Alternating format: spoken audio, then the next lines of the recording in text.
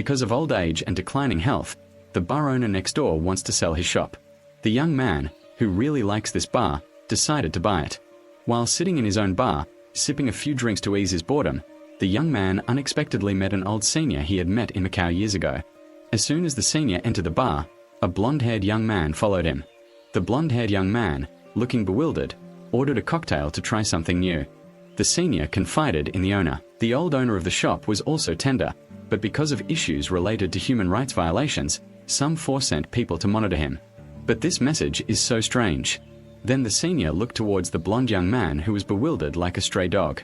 Not only that, the senior generously paid for the blonde young man who looked quite poor. The owner also informed the senior that he had transferred ownership to the young man. The senior immediately glanced at the young man. Upon seeing this familiar face, he suddenly remembered some rather horrific memories. Back in Macau, years ago in Macau, what exactly happened that makes everyone so haunted whenever it's mentioned? The suspicious person, Shun, needs to be closely monitored. This time it's Sito Streamer, the chairman of PITA Hong Kong. PITA Hong Kong is currently eyeing a commercial bank. Once the transaction is completed, they will obtain national funds. After embezzling the funds, they will transfer them abroad to launder money. Thus, a large amount of national assets will fall into the hands of bad guys, who are employees of the Chinese Intelligence Bureau. Xu Zuan's team had the task of stopping this evil act. After finding the code on the phone CTS was using, Xu Zuan's team installed tracking software on the phone. After days of monitoring CTIS, they finally got his phone password. However, Xu Zuan's life was basically unlucky. During one of his surveillance operations, Xu Zuan was unfortunately discovered by CTIS's henchmen. Xu Zuan immediately handed the camera to a teammate and then escaped through the back door. Seeing Xu Zuan acting suspiciously, the gang members immediately, following him as he walked, Shi Jun pretended to sit down to tie his shoelaces. Then he unexpectedly pulled out his shoelaces, easily taking down the first guy.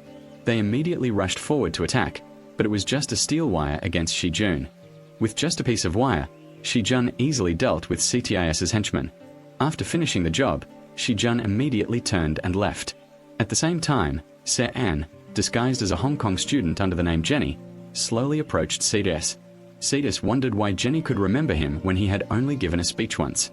To gain the other party's trust, Jenny quickly took out her phone. Inside was a photo Jenny had taken of CTIS at the speech that day. In the car, Shun confided in Jin Yu that after completing the mission, he would propose to Sean. Seeing the car carrying Seo and rolling away, Xu Zuan's group immediately followed closely behind. However, something strange happened. This time, the chief himself intervened, so Shun's team had to retreat immediately. But Shun resolutely refused, saying that his group was just a little bit away from catching the group behind PITA Hong Kong doing bad things. Because they had installed eavesdropping software beforehand, at this moment, Xu Zuan suddenly overheard a conversation between Seo An and CTIS. CTS asked Seo An, "Do you think fate is created by God or arranged by humans?" According to CTIS, fate comes and goes. It's something humans create themselves, because the two had met before at Marina Square. Moreover, CTS already knew Jenny's true identity as Seo An, a member of the Central Intelligence Agency. When Seo An was defeated, Jun also had an accident. In one night, 3 intelligence agents from the Central Intelligence Agency were captured by PITA's men. One of them had to die in a foreign land, and another had to go with them to avoid further surveillance of PITA. Furthermore, they even let Xu Zuan's group go their own way. Deciding who would survive, Xu Zuan wanted to take all the responsibility upon himself, but when he saw Seo An about to be beaten to a pulp by them, Jin Yu rushed towards those bastards. Taking all the responsibility upon himself, just a few minutes later Jin Yu lay motionless. Looking at Jin Yu's weak eyes, Sai Jun was powerless. At this moment, Sai Jun could only scream in despair. Time flew by like a dog running across a field. In the blink of an eye, 3 years had passed since that night of terror. Today was also the day Sai Jun's prison sentence ended. The captain came to pick him up. Because the murder occurred in a foreign country, and to avoid affecting diplomatic relations, S.H. Jun had to take responsibility. In the car, the captain asked S.H. Jun if he had any plans for the future. Currently, S.H. Jun only wants to use the money to buy a luxury car and a penthouse to live a comfortable life for the rest of his days. Perhaps that's more than enough for him. Early in the morning, Officer Im was woken up by his son. At the dining table, his wife slapped a stack of bills into his hand, including electricity bills. Thang's water bill and the 20 million Dong house purchase payment are still unpaid. The police officer immediately went to the bank to extend the payment, but the bank had regulations and the employee couldn't do anything else. He could only angrily turn around and leave. Looking at the bill in his hand, the police officer suddenly realized that last night, while drunk, he had overspent. Blinded by money, he shamelessly went to the bar and begged the owner to return some of his money. It sounded completely unreasonable, but the kind owner agreed to give the police officer the original price. Meanwhile, Cyan had arrived home. He secretly took a huge bag from the stairs. Then Cyan asked his mother, "No matter what happened, Mom will also understand me, right?" Except for gambling, Mom agrees to let Cyan do everything. He wants to see a young man arrested for theft. Police officer proactively led the boy away. At this time, Cyan went to the bar next door. The owner, Mr. B.A.Vi, was old and weak and wanted to sell the shop, but during the transaction, he hesitated and didn't want to sign the seal. Police officer took the young thief back to his house. He planned to wait until the business inspection to take the boy to the police station to steal the business. At the same time, Cyan wondered why the owner wanted to transfer ownership of the shop. Cyan really liked it, such classic style places, but the owner is about to retire and can no longer take over. The police secretly went to Jongmun's planning office to meet Director Park. Director Park called the police because he wanted to cooperate in business. Because opening a shell company involved the police's expertise, Director Park wanted to give him the task of circumventing the law. By not registering the business and evading taxes, their profits could reach up to 1 year's worth of profits. Not hearing the enormous sum of money, the police officer's eyes lit up like car headlights. He immediately agreed without needing a second to think. Director Park declared that from now on, the two had become one entity. Of course, he had to be absolutely loyal to Director Park and absolutely committed to this job. He would be paid once a week. Then Director Park gave him a small envelope containing 300. Meanwhile, S.H. Jun was eavesdropping on Jung Jawn talking to her best friend. The building her best friend was living in was about to be demolished to build a large shopping mall. Because she lost her deposit, her best friend was very sad. After hearing this, Jung Jawn also, the girl only knew how to gently comfort her friend after hearing the whole conversation. S.H. Jun ruthlessly crossed Jung Jawn's name off the list of people with backgrounds as secret agents. In the following days, S.H. Jun went to the bar every day to observe. S.H. Jun discovered that many of the regular customers were people with backgrounds as secret agents. S.H. Jun persuaded the owner not to sell the shop because he really liked it. The owner suggested, "If you like it, S.H. Jun can buy it." But S.H. Jun had just escaped from living in poverty for not long. How could he possibly do that? At the same time, Changu, having fallen asleep on the bus, missed his exam. Changu ran to school at top speed. As soon as the gate closed, Changu immediately climbed over the wall and jumped in.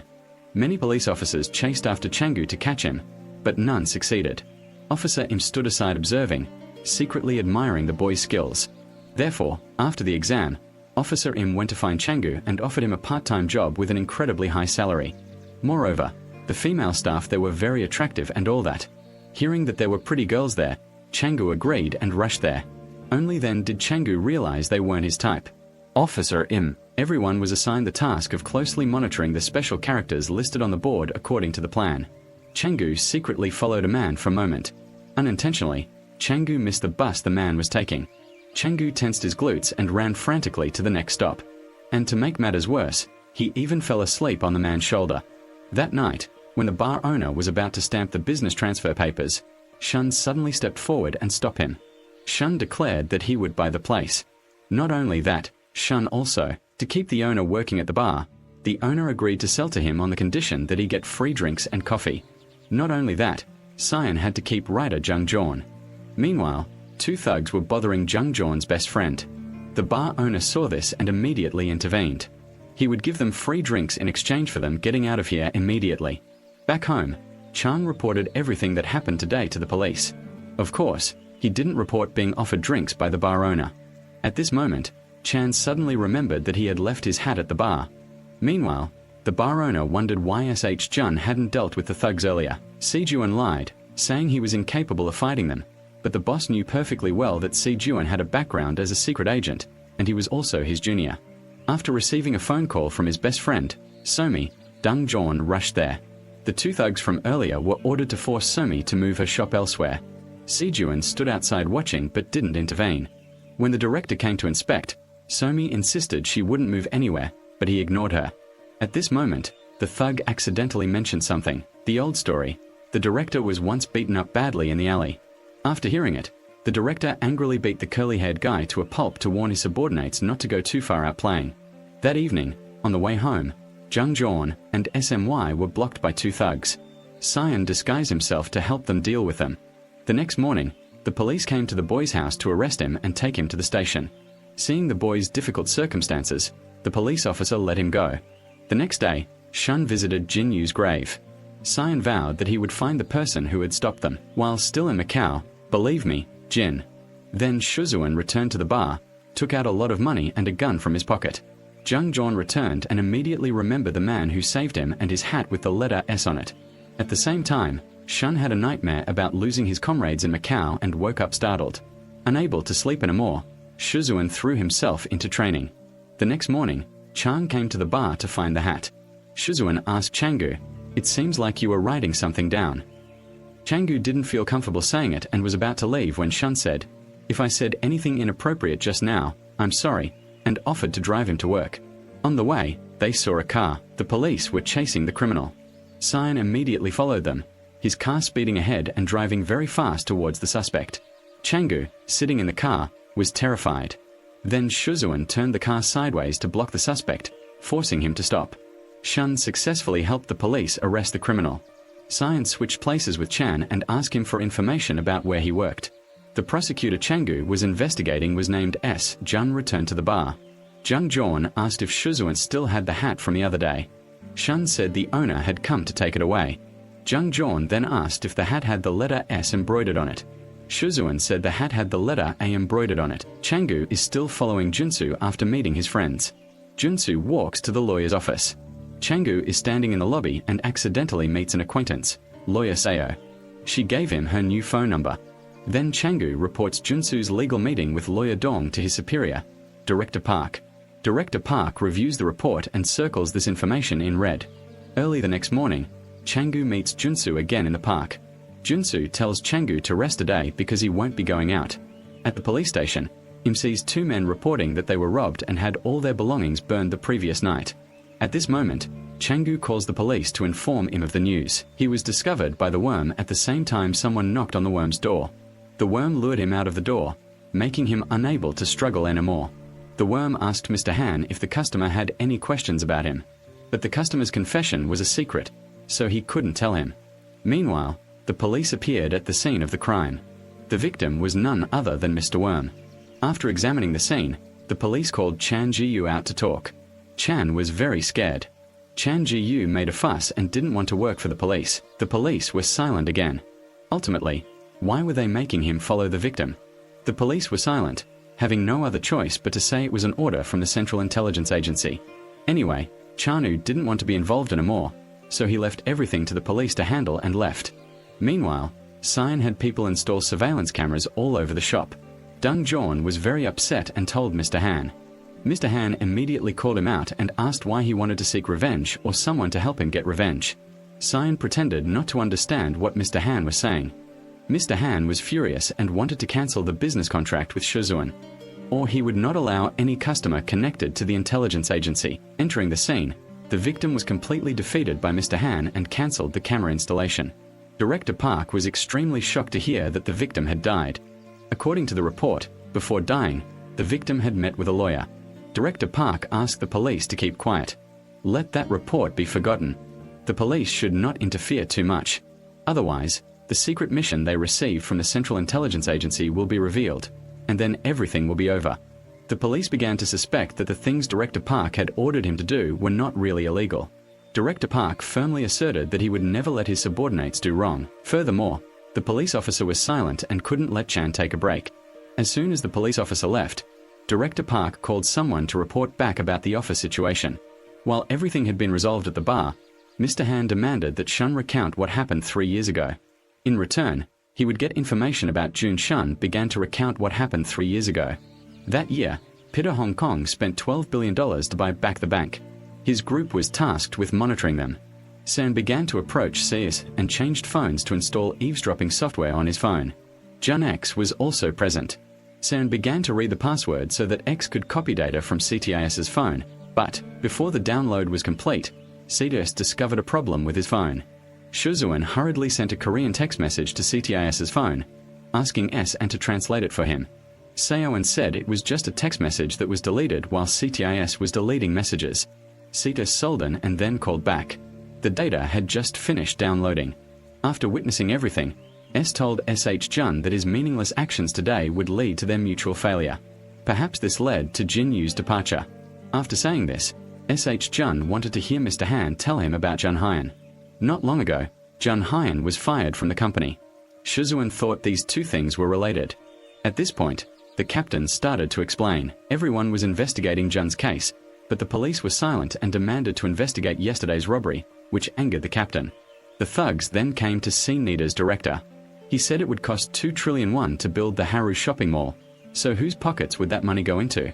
Then he looked at the curly-haired guy and said, mostly from investors or PITA Hong Kong. The director gave the curly-haired guy a terrifying look and ordered him to quickly deal with the newcomers, especially the guy who beat up the gang the other day. Immediately afterwards, they went back to the shop looking for the shirt to cause trouble, their purpose being to find the masked man. Sai-jun called Jung Jeon and asked why she hadn't arrived yet. Jung Jeon said her friend's shop had some issues so she couldn't come. In a split second, Sai-jun arrived.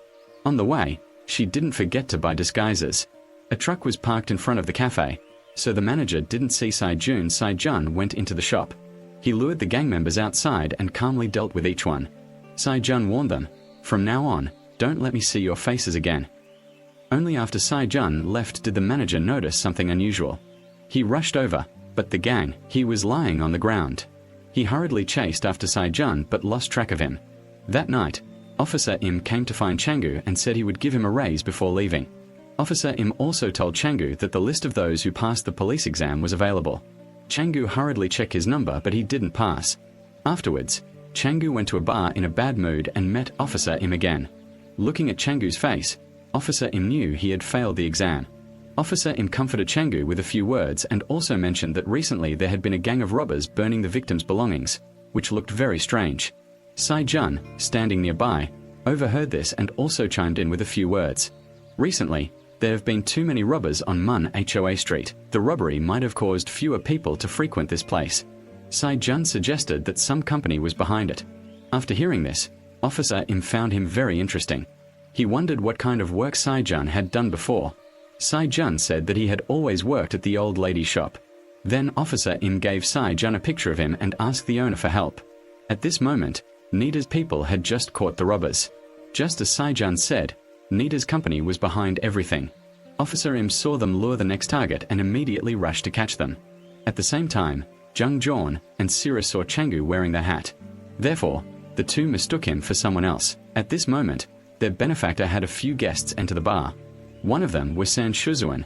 Seeing San again after 3 years of separation, couldn't hide his emotions. Changu had to leave, so Jung Jeon's group chased after him.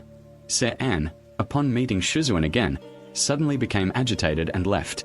Changu told Jung Jeon and Siri that they had mistaken her for someone else and left. After the bar closed, Seren returned to find Shuzuan. She asked why he always refused her visits to prison. Shuzuan replied heartbrokenly, when Jinyu died, both his personality and his feelings went with him.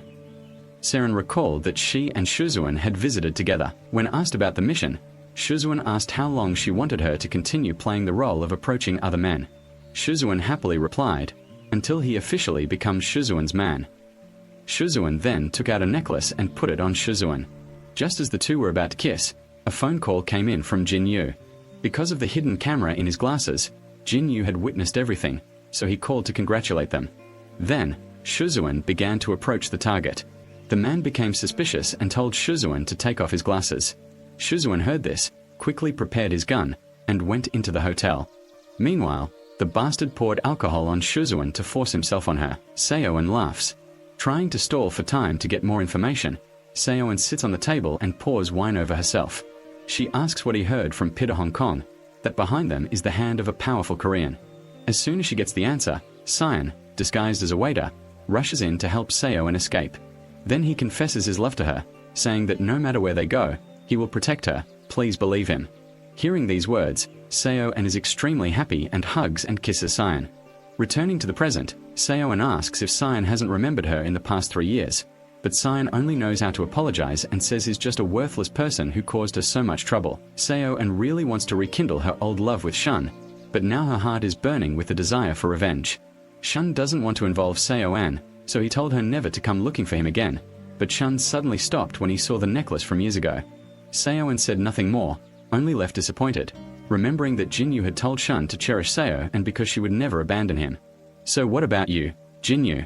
Shun helplessly called out the name of his deceased teammate in tears. The next day, the police silently questioned the two kids arrested the night before, but they insisted that no one was behind them. They only committed the crime, just for fun. At this time, a reporter came in to gather news. The captain said this was an order from the chief. A subordinate also came in to report that they had obtained CCTV footage from the crime scene where Jun was murdered, but the video had been edited. Meanwhile, Mr. Han, who had just arrived at the bar, talked about someone helping Jung Jawn. He called that person a shadow. He asked if it was Sai Jun, but he said he wasn't. He hoped that Sai Jun could use his strength to do good instead of revenge, but SH Jun said he had no vengeful thoughts at all. Then SH Jun took out a picture of Jun Shu and asked Mr. Han what had happened. At this point, the police also had some more clues. They thought the case was related to the Central Intelligence Agency. The captain asked Police Officer Im if he had any opinions, but he tried to ignore it. Because Director Park called, Director Park instructed Police Officer Im not to reveal Jun Shu's case. Then he sent the picture of the next person to monitor to Police Officer Im. On this side, Mr. Han told Shun that Jun Shu would never come again because he had passed away. The next person Police Officer Im requested, Changu has to track down the former owner of the shop, one of the people from the Central Intelligence Agency. Immediately afterwards, Changu goes to the shop. At the same time, Shun claims that Juan Shua was framed because he helped him in Macau. He begs the owner for more information about the people who were fired by the intelligence agency, but Mr. Han refuses. He believes Shun is only trying to get revenge. Shun still doesn't give up. He says that Changu was previously ordered to track Juan Shua. But why is Changu still here even though Juan Shua is dead? That means Changu has received another order to track someone else. This made the intelligence agency wary. Who else was there besides Mr. Han? Hearing this, Mr. Han suddenly froze for about 5 seconds. On this side, the police were silent, having just been informed. The last lawyer, trembling with emotion, had also disappeared. After sitting attentively and writing something down, Mr. Han agreed to help Shun on the condition that he help the girl named Jisoo sitting on the other side. When the boss left, Changu immediately followed. Dung Jawn called to inform Somi to prepare for action. Somi immediately shouted help to attract Changu's attention. Unexpectedly, the two thugs from the other day appeared. Changu stepped forward to help Somi. Dung Jawn saw this and also ran over. They thought Changu was the one. The day before, Shun had scared and run away, while Shun approached Jisoo to talk. But she asked him if he was a virgin. Because the request she wanted was a bit special, Shun had to pretend to be the father of Jisoo's son. Since Jisoo's divorce, her son hadn't seen his father, so Jisoo really hoped that the boy would be happy at the school meetup. Shun tried to transform into the Joker and used his martial arts skills to win the boy's favor. The boy laughed happily all day and even gave Shun a mask. Jisoo was very pleased with Shun and agreed to help him. Shun was in a good mood. He recounted to Mr. Han. Then Mr. Han told Cyan to go to a restaurant in Mon Hoa. Cyan followed Mr. Han to the restaurant. There, Cyan saw something that slightly agitated him. On the wall hung many pictures of Jin Yu. Painful memories began to flood back, and Cyan's tears were about to overflow. Meanwhile, the former captain came to the bar to find Cyan. He saw the police and silently brought the case information to the boss, saying that they would definitely catch the culprit. After hearing this, the captain's mood suddenly changed. He snapped his fingers, just like the person who was in the office, Director Park. The other day, Jin Yu's mother asked who Cyan was. He said he was her son's senior when she went into the kitchen to get food for Shun. He felt ashamed and wanted to leave immediately. But remembering that when they were in Macau, they had asked a woman named Lai Kai to monitor CTS, but Lai Kai betrayed them. When Jin Yu caught Lai Kai, he was unfortunately stabbed by her. But everyone couldn't take him to the hospital because it would expose his identity. Reluctantly, Cyan had to bandage Jin Yu's wound himself. Jin Yu said that next year is his mother's 70th birthday, so he wants to personally buy a gift for her. Jin Yu also promised Shun that he will definitely live a long time and return. In reality, SH Jun asked his aunt how she had celebrated her 70th birthday. His aunt calmly replied that she had gone to Jin Yu's temple, had a drink, and chatted with the boy. "Jinyu, were you cold there?" Seeing Shun so emotional, she went inside, not wanting to disturb his meal. At this moment, Shun could no longer control his emotions and hurriedly left. Shun ran back to the restaurant and called Mr. Han out for a private conversation. Shun angrily asked Mr. Han, "Why did you make me go to that restaurant? Why did you make me so miserable?" Mr. Han only wanted Shun to give up his revenge after meeting Jinyu's mother, but unexpectedly, this backfired. Seeing his aunt like that, Soong's desire for revenge grew even stronger. Because Soong was speaking so loudly, Jung Jawn heard him and angrily asked why he was speaking so harshly to the boss. Soong ignored Jung Jawn and left. After that, the police remained silent, letting Soong Jun review Jun's case file. The police wanted Soong Jun's opinion. Mr. Han, sitting next to him, suddenly spoke up. Before going to meet the King of Hell, he said he would find a defense lawyer because he was unfairly fired. The police remained silent, saying that the lawyer had also disappeared. After hearing this, Mr. Han left dejectedly. The police remained silent, continuing to ask Soong for his opinion on the case, but he always found ways to avoid the police. The angry officer called Cyan back, saying, "I know you are from the Central Intelligence Agency." Then Mr. FC Jun took out his ID card to photograph and left. While talking to the captain, Cyan asked if the order to stop was personally given by the head of the agency. The captain said that person was no longer working there.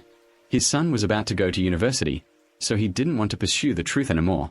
Before leaving, the captain asked Cyan, "It seems like you haven't returned all the guns yet." Cyan said, "He's from the intelligence agency. They went to Mr. Liu's house and searched very thoroughly. There must be some mistake." That evening, the boss told Shun that although he couldn't help him with revenge, he could still share information. He also hoped Shun could help him protect those who were bullied in the flower shop. But Shun couldn't agree to this because he was very afraid of the trouble. Meanwhile, his wife had discovered what the police officer had hidden under the bed. She immediately forced him to hand over the money.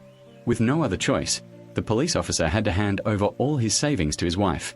The next morning, Director Park asked, what was the police officer doing at the bar? Did he want to catch the culprit and take credit? Then Director Park led the police officer to A. In the room, he angrily reprimanded the police officer. Why did he dare disobey his orders? Then Director Bay ordered the police officer to take off his shirt and push his head underwater. This was one of the first punishments for the police officer.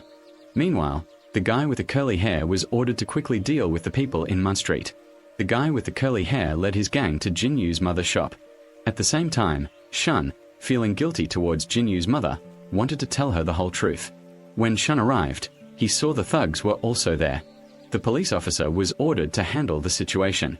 At that time, the director was asking the police chief for help with the Haru shopping center matter. As soon as the police officer arrived, the thugs left. He said they didn't assault anyone, so they couldn't be punished. Cyan immediately got angry and argued with the police. After hearing this, the police officer also got angry and said he wouldn't let Cyan get away with it, then left. Cyan gave the aunt his phone number and told her to call him immediately the next time they came. That night, the thugs came again, so the aunt called Cyan. When he arrived, he saw the aunt sitting helplessly crying and was extremely angry. Shizuan quickly disguised himself as a shadow and appeared to attract the attention of the thugs. At the same time, Jung Jawn suspected Shizuan was hiding something, so he and the boss tried to open the mysterious box. The thugs returned. Seeing their accomplices blinded by a black shadow, they rushed to attack SH Jun, but they were no match for him. One by one, they were easily knocked out by SH Jun. After getting tired of beating them, SH Jun turned and left. The gang leader took out a knife and ordered his subordinates to eliminate SH Jun, seeing that the things hidden behind the cabinet were all alcohol. Jung Jawn was very disappointed.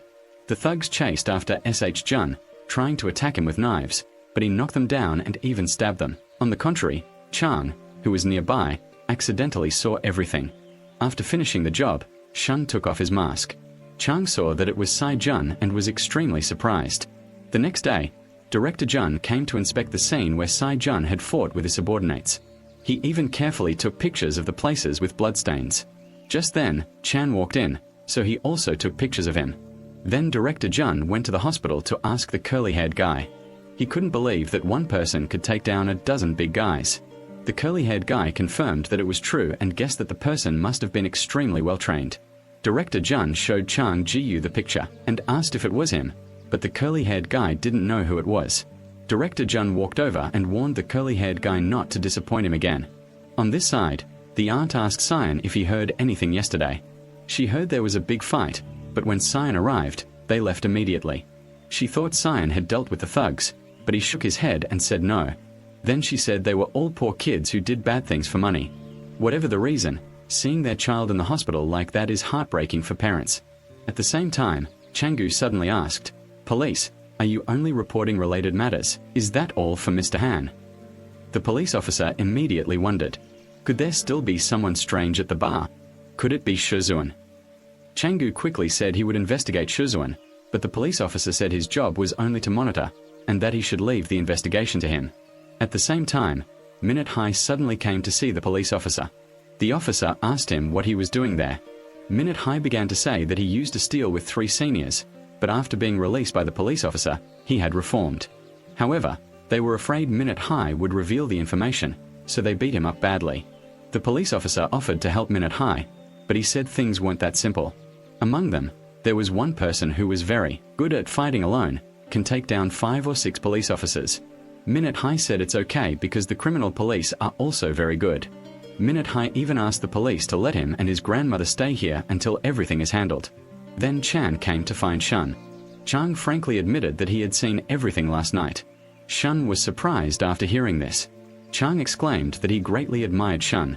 Then Chan asked Shun to teach him some martial arts. On this side, Director Jun came to see the police chief and ask him to arrest the person who beat up his subordinates. If there is any delay, it will affect the construction of the Haru shopping center. He also gave the police chief a new watch and didn't forget to warn him, if we don't catch that thug soon, the superiors will start getting involved in this matter. At this moment, Changu is still trying to convince Shun to teach him martial arts, but Shun disagrees. He even thinks Changu is doing it only to please Jung Jorn. Just then, Jung Jorn also arrived. Shun whispered to Changu, "Whatever you want to do, you must follow the proper procedure." Changu agreed but didn't forget to remind him that he knew Shizuan's secret.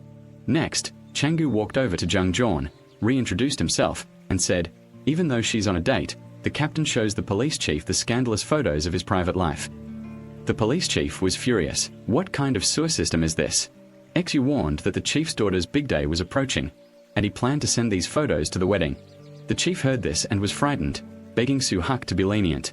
Su-hak requested the chief to quickly finish the investigation into Jun's case.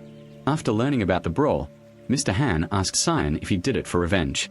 Cyan explained that the situation was only unavoidable. Moreover, during his 3 years in prison, Cyan had thought a lot. It wasn't simply for entertainment, just pretending to be a shadow. Mr. Han also said that he is currently trying to compromise with the other side, and that this Gai Chang should let Jung Jorn know that he is not the one, the shadow. He also said that person was really very close to her. Chang said when Jung Jorn thought he was the shadow. He really wanted to be special to her, but Jung Jorn felt that dating was too much of a luxury right now. Changu hadn't passed the police exam yet, and Jung Jorn hadn't finished her script yet. Changu said he would wait for Jung Jorn. At that time, the police came to the house to ask the lawyer's wife about the disappearance of the old man. While eating, the police discovered the captain's legal card. The captain quickly explained that Haru's company had given it to him, and it was not bribery at all. Then Director Park naturally called the police to apologize to him for what happened the day before.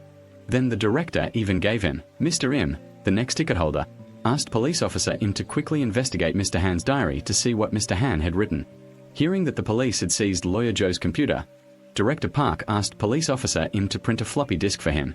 Immediately afterwards, police officer Im took the evidence away, but was accidentally seen by a colleague. He quickly made an excuse to send the colleague away to bring the evidence to Director Park. After receiving orders from police officer Im, Changu immediately changed places and moved closer to Mr. Han. Jisoo told Shun about the man, often comes here to perform magic tricks. He has the nickname Minister Minute. He's very good at forging documents and deception techniques. Jisoo said, if we can invite that person, it will be very helpful for Shizuan. Shizuan wondered why people like that resigned. Jisoo said that everyone involved in the Pitta Hong Kong case was dismissed without reason. While Mr. Han was away, Changu pretended to drop his pen and peeked into the diary. His extremely amateurish actions made Shun laugh. Jun told Jisoo that he had lost a close junior in Macau, causing Jisoo to hold his hand and comfort him. This unintentionally caused his mother to misunderstand their relationship. Jisu's son ran over to show his affection. The connection with Cyan made her even more certain when the two were alone. Her mother said that some people from the intelligence agency had come to the house looking for Cyan, presumably because of the gun incident. She then asked her son if he had forgiven his old company. After that, she casually said that someone with a bright face like Cyan would surely not think of revenge. The police silently took the computer back home. Unfortunately, a colleague saw him. He quickly explained that he only took it outside to dust it off. After checking, the police found that there was no data inside, as if it had been stolen. At this moment, the captain suddenly announced that all evidence should be put into storage because the chief had ordered the case closed. Next, they had to investigate who the culprit was who caused the brawl at the flower shop. On the way, the police officer, Silent, accidentally saw his daughter entering a karaoke bar with two other boys. He immediately chased after them and took pictures of the kids. Afterwards, he asked Min to investigate who those two boys were. The police officer, Silent, was afraid his daughter would go down the wrong path. Meanwhile, Mr. Han was still carefully recording his 30 years of work at the Intelligence Bureau and 20 years of running a bar. Mr. Han revealed that this was the truth, and moreover, he was setting a trap. The other side saw Minister Minute arrive, and Cyan ran out to talk to him, but just by looking at his actions, one could guess he was lying. Seeing Mr. Han leave, Changu immediately chased after him, and Cyan followed. When Changu arrived home, Mr. Han saw Su-hak standing in front of the door waiting for him. He knew Su-hak was there because of the diary, so he told Su-hak to follow him. He informed the police that the two students were just ordinary classmates of his daughter. Just as he hung up, the seniors from before came to take Minute away. Changu saw this and immediately rushed in to save Minute Hak, but how could he fight them? Cyan accidentally appeared and rescued the two of them. The thugs couldn't beat Cyan, so they pretended to leave. While Cyan wasn't paying attention, one of them suddenly turned back and attacked him. Cyan's body was slammed hard against a piece of wood behind him. Cyan, enraged, broke the thug's arm. The thug screamed in pain. Afterwards, Cyan gave the kids money to go to the hospital for treatment. Cyan also didn't forget to warn them not to bother Minhee again. After this incident, Changu admired Cyan even more. Changu also wanted to become a shadow like Cyan. Director Jun couldn't delay the construction of Haru any longer. He was determined to catch the person called the Shadow. Immediately after, the Director Jun arrived at Shun's bar. He looked at the picture and waved, gesturing for Chang to come closer, but Chang didn't go. Director Jun had to personally approach Chang. He then asked if Chang was the Shadow. Without waiting for Chang's answer, Director Jun immediately stepped forward and tried to hit him a few times. Chang unexpectedly fell backward. In his panic, Chang accidentally mentioned Cyan. Hearing this, Director Jun suspected Shun was the Shadow. Chang immediately called the police to rescue him. At this point, Director Jun shifted his attention to Cyan. He then left his business card and left. In the car, the curly-haired man reported that Cyan was very close to Boss Han. Director Jun seriously ordered the man, the guy with the curly hair, had to bring a black shadow within 2 days. At this time, the police officer silently entered the shop in a state of, he had just arrived. The police officer asked who had bullied Changu. The police officer also accidentally mentioned that S.H. Jun had previously worked in China. Changu defended S.H. Jun, but was scolded by the police officer. The police officer also said he was very kind for paying Changu a much higher salary than others. After saying that, the police officer left in the car. Changu asked the police officer if he had opened a company. The police officer explained that it was just a small company. Then he made Changu keep it a secret. At the same time, Mr. Han gave Changu a piece of paper, recording the battle plan in Macau. This was recounted by a guest. An Australian asked Mr. Han if he wanted to reveal everything, but Mr. Han only wanted a compromise. He asked Shu-hak to tell his superiors to put an end to everything related to Shu-hak's case, in exchange for not revealing the secret. In fact, Mr. Han knew that Shu-hak had sent many people disguised as customers to monitor him.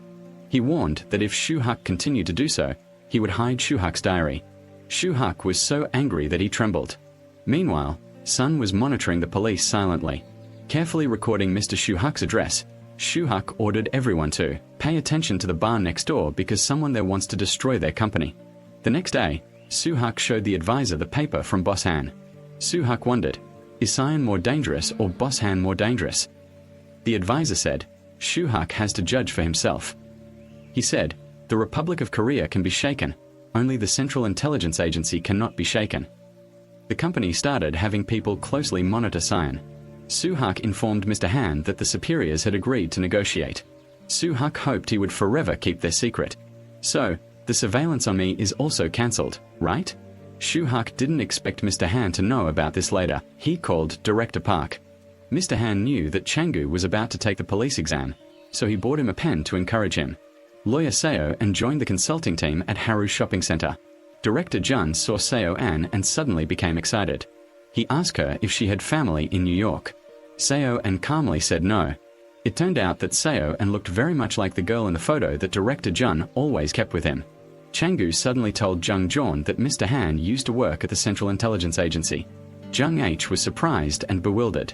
She asked why Chang-gu knew when she had worked there for 2 years and knew nothing. Jung Jeon angrily questioned Chang-gu, "What does he often come here for?" Seeing this, Mr. Han defended Chang-gu, saying that Chang-gu only came here to study. He himself revealed his identity to him. At this time, Sion was still monitoring the police. The police went to see Director Park, who was reprimanded because Chang-gu's monitoring of Mr. Han had been exposed. After that, Director Park assigned the police to monitor Shun. Just then, the con artist, Min's grandmother, ran past. Sion saw the police officer was injured and chased after him. He ran to a parking lot. Sion got out of the car to search for him, but unexpectedly, he was hit by the car and crashed into him. Then the whole group rushed to attack Shun. Sion immediately counterattacked quickly. The hand pulled out the iron bar and hit him back after dealing with the scammer. Sion caught the scammer and repeatedly punched him in the face. Then he snatched back the money to pay Mrs. Min. Mr. Han also confided in Jung Jeon about his story. He said that because he was a secret agent, he always had to lie to his family, which is why his wife divorced him. Since then, he has lost contact with his 16-year-old daughter. Jung Jeon wondered why Mr. Han didn't try to contact his daughter again. Mr. Han felt extremely guilty and didn't dare. At the same time, Soo-hak sent Jin Yu's mother a picture they took in Hong Kong. She was very surprised to see Shun in the picture because S.H. Jun had said before, deceiving himself with Jin, "You wasn't on the same team at this time." Sai Jun also just returned to the bar. Seeing Shun injured, Jung Jeon helped bandage him. She accidentally saw the scars on his body. Plus, after Shun took over the bar, the shadowy figure started appearing. Jung Jeon concluded that Shun was the shadowy figure.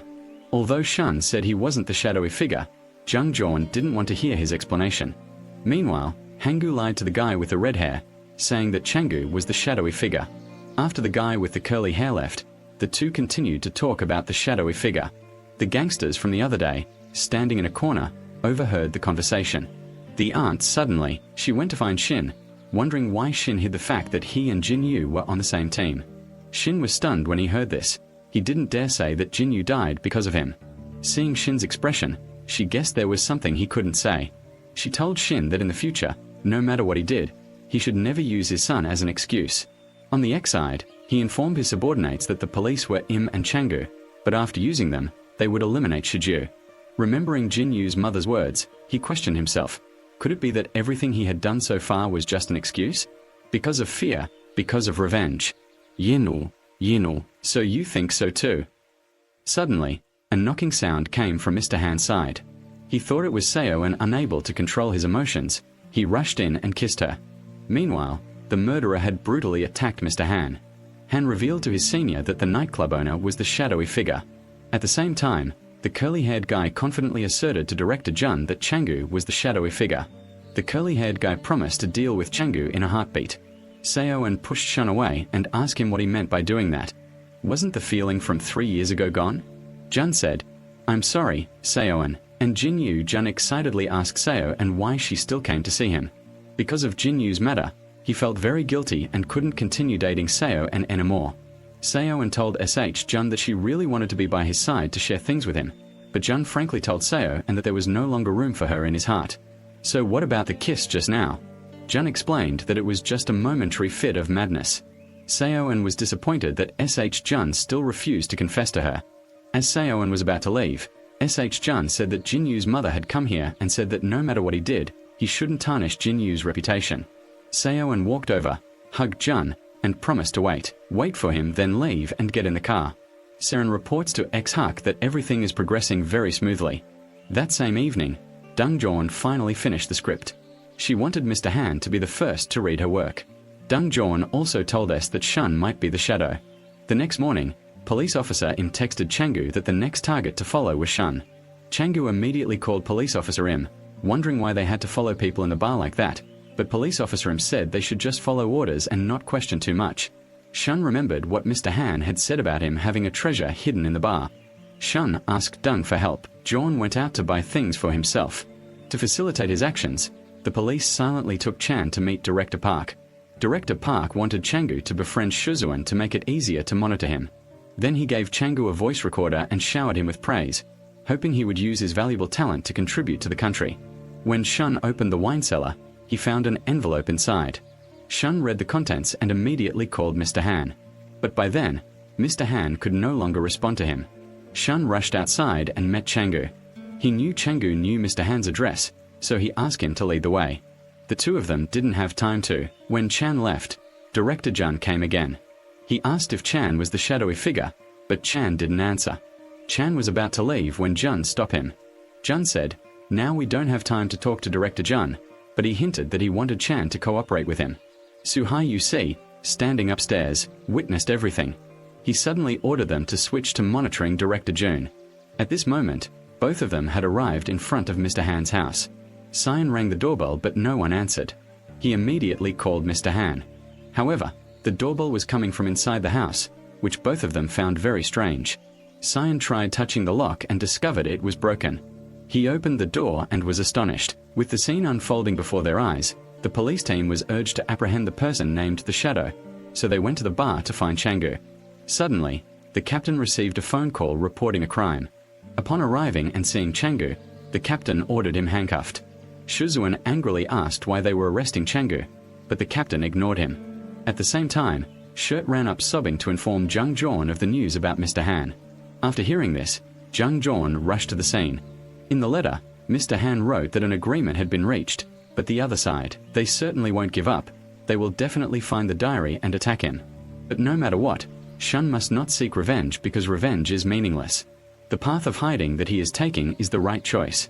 Finally, he instructed Shun to protect the diary well because it is the only thing that can protect him and everyone. That night, Shun went to find his aunt and confessed all his sins to her. Shun said that it was because of him that Jinyu ended up in this situation. When the order to stop the operation was given, it was because of his stubbornness that led to the incident. Bosan also ended up like that because of him. His aunt was agitated, asked, "So what can Cyan do now?" Cyan swore he would catch the murderer. Does Cyan still want revenge? The aunt wondered if doing so would bring the deceased back to life. Then the aunt said, "Because Cyan is Jin's friend, I won't hate him, so I have no reason to forgive him. I see Cyan as my own son." Cyan, moved, hugged the aunt. Meanwhile, the police were extremely angry. They went to find Director Park, banging on the door but getting no response. They called but the phone was switched off. The police were furious, shouting into the voicemail repeatedly, "Innocent people must all die." The woman in the next room suddenly, he walked out and called the police. The police officer remained silent, walking and scolding. "Why would you let a police officer like you do such illegal things?" The man in the brown uniform told the police officer, "Silent, don't raise your voice here, because this place is supported by 4 major insurance companies." The police officer, upon hearing this, angrily left.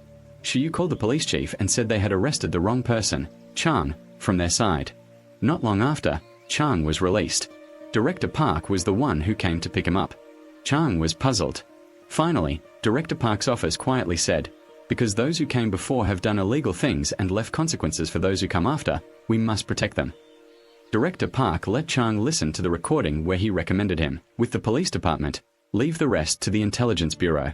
Changu just needs to keep a close eye on his older brother. Sai Jun Chang hesitated, saying nothing, just burying his face in his bowl of rice. Director Park took it as Chang agreeing to his proposal. He said that in this era, only the self-serving win. Those who think of others ultimately only suffer losses. But never mind. The next day, the captain knew the police were silent and felt very guilty about Mr. Han's departure. The captain also knew there was definitely some secret, so he was. The new order was given to stop investigating the case of the runaway police officer. He specifically instructed the police to secretly investigate these 2 cases, and this would be a secret between the 2 of them. Director Jun wanted to end the contract with the curly-haired man because he had mistakenly reported the wrong person as the shadowy figure. The curly-haired man knelt down and begged Director Jun for another chance, but Minute ignored him and left. Immediately afterward, Director Jun met with a foreign partner. The other party heard that any foreign business encountering problems would meet with Director Jun, and they hoped for support from the network. Coincidentally, the bodyguard, Shu, and the captain also arrived. The three of them met, and Shu immediately asked about the matter. "How did you catch the shadowy figure?" Director Jun said. "We are still handling that," Suhai UC said. "If Director Jun can't handle it properly, why not lend us someone?" The captain saw them talking intensely and wanted to ask permission to leave, but he encountered the bar owner who was about to close, so they had to leave immediately. Suhai UC suddenly called the bar owner senior, surprising the captain. Suhai UC told the captain, "If the police do anything secretly, you must report it to me." Suhai UC still wanted to borrow someone for a minute, but he warned him to be careful with his words, or he would regret it. Not long after, everyone gathered at the bar to commemorate Mr. Han. Deng Jorn cried and promised her grandfather that she would definitely try harder in the future and not let him worry anymore. Cyan then stepped forward to comfort Deng Jorn, and then Cyan asked Suhak to relay a message to his superiors that he would live peacefully at the old woman's shop according to the previous agreement. However, the diary was still in Cyan's hands, so the other side shouldn't arbitrarily disrupt this peace.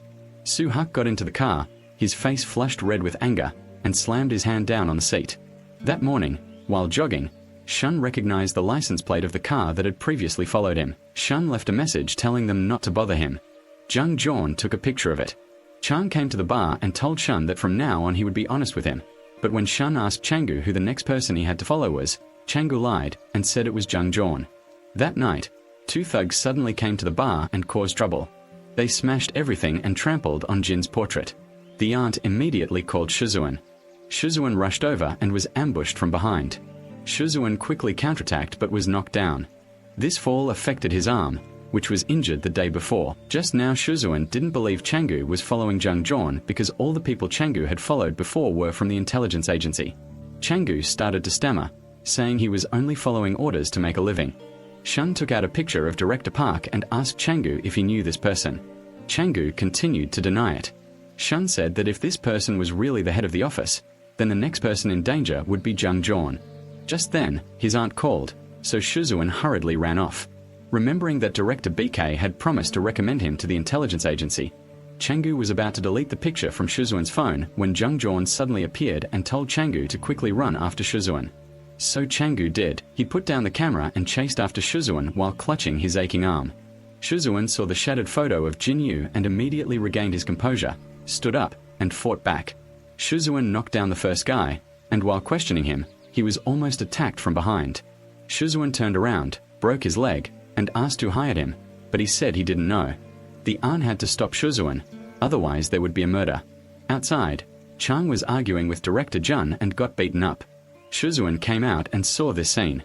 He immediately stopped Chang and knocked him unconscious. Then, he angrily called the director a bastard. He didn't mind much, so he turned and left. That night, Officer Im was alone at the office when his wife suddenly came to see him. The two of them analyzed who was involved in the two previous cases. Officer Im's wife thought Shun was likely the culprit because he had a close relationship with the two victims, but she ruled Director Bay out as a suspect because he paid her husband's salary.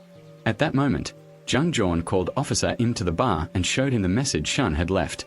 Jung Jorn asked Officer Im to protect Shun because he was sure he was being followed. Meanwhile, Minute Hai secretly recorded Shu Haiyu's activities. Director Bay had something to say to the police. Im suggested that both of them go to the office to discuss things after cleaning up the shop. The aunt said she accepted leaving the street, but if she insisted on staying here, there would definitely be conflict. Losing Jin Yu was enough. She didn't want Jin to be in danger again. At the same time, Chang Ji-yu also reported on the fight online. This news reached Shu Hyu. He hadn't been at the office long when Director Park suddenly said he'd forgotten some documents and went out to get them. Taking advantage of that opportunity, Officer Im searched everywhere. But suddenly realizing that cameras were installed everywhere, Director Park in the next room had seen everything. He happily returned to the office, as if nothing happened, and gave the files of the two subjects to be monitored next. The police officer felt guilty and apologized for raising his voice on the phone earlier. He also said he was very scared, then covered his face and cried, begging the director to reveal something to him. The director then told the police officer the truth because Sign was holding the organization's secret, and Jun and Mr. Han were also involved in this matter. Therefore, Director Park hoped the police officer would monitor Jun very well. When leaving, the police officer accidentally discovered Director Jun also arrived. He angrily scolded his subordinates for messing things up, but Director Park said that if they lingered there any longer, they would be dragged to the police station, which meant their identities would be revealed. Director Jun, still furious, grabbed Director Park by the collar and said, "I've done everything well according to your instructions, but this is the best you can do for me." Director Park told the other party to calm down. He knew what he had to do. Next, back at the office, Director Jun called Seo-en to see him. He told her that he had once loved a woman named Hyunju, but in an attack, he was the only survivor. Sang Minute returns to his old life as a thug. Sang Minute vows to trample anyone who stands in his way of ambition. Therefore, he wants lawyer Seo's help, promising her whatever she wants in return. However, Seo-en says she can only do that if Sang Minute stops treating her like someone who looks like Hunu. Shizuan returns to the bar and immediately holds Seo-en's hand, looking at her affectionately. At this moment, Jung Jawn unexpectedly runs over and asks about Shizuan's arm. Jung Jawn also says the two of them can share everything together. Seo-en is confused, staring at the two of them. A little later, after everyone leaves, the surveillance team sees Seo-en at the bar and immediately reports it. Soo-ha-yu-si told Soo-ha-yu-si that Seo-en shouldn't be here right now. Soo-ha-yu-si said he trusted Seo-en and wouldn't betray him.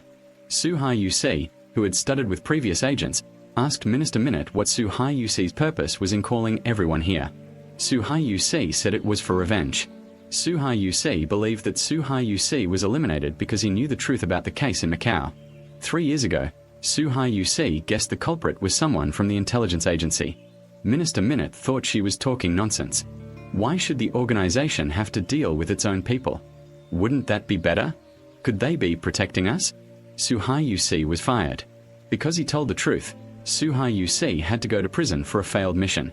Soo-ha-yu-si said he would protect the truth that Mr. Han left behind. The man next to him angrily scolded Cyan.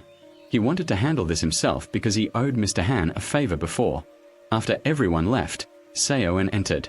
Shizuan told her that he didn't know who to trust among them. Seo-en asked, "Can you trust me?" Cyan caressed her face and thanked her for giving him another chance. Then he kissed Seo-en. After that, Cyan asked Seo-en, "Who do you think harmed Jin Yu and ended the mission in Macau?" Seo-en told Cyan to forget about it, but Cyan said that Mr. Han had the same fate and it might be his turn next. Seo-en worried, and Noi, worried about Shizuan, she hoped he would leave this place soon. Seren wished the two of them could live happily together, but Cyan remained silent, not responding, only hugging the person in his arms tightly. Then Cyan took a picture of Mr. Han Seo-en's diary, and entered and immediately focused his attention on it. That evening, while Changgu was writing about the fight to post online, Director Bei unexpectedly came to find him. He asked Changgu how he became close to Shun. Changgu frankly said that he asked Shun to teach him martial arts. Director Park was quite pleased. He even praised him as more trustworthy than the police. That same night, the curly-haired man and his gang of thugs threw trash all over the street, harming everyone. The next day, Sison couldn't do any business when he went to visit his mother. She asked him to come home and stay with her because she had seen all the news about the fight online, but Sison was afraid that she would be in danger if he returned. Their conversation was overheard by X. But at this point, the signal suddenly got jammed.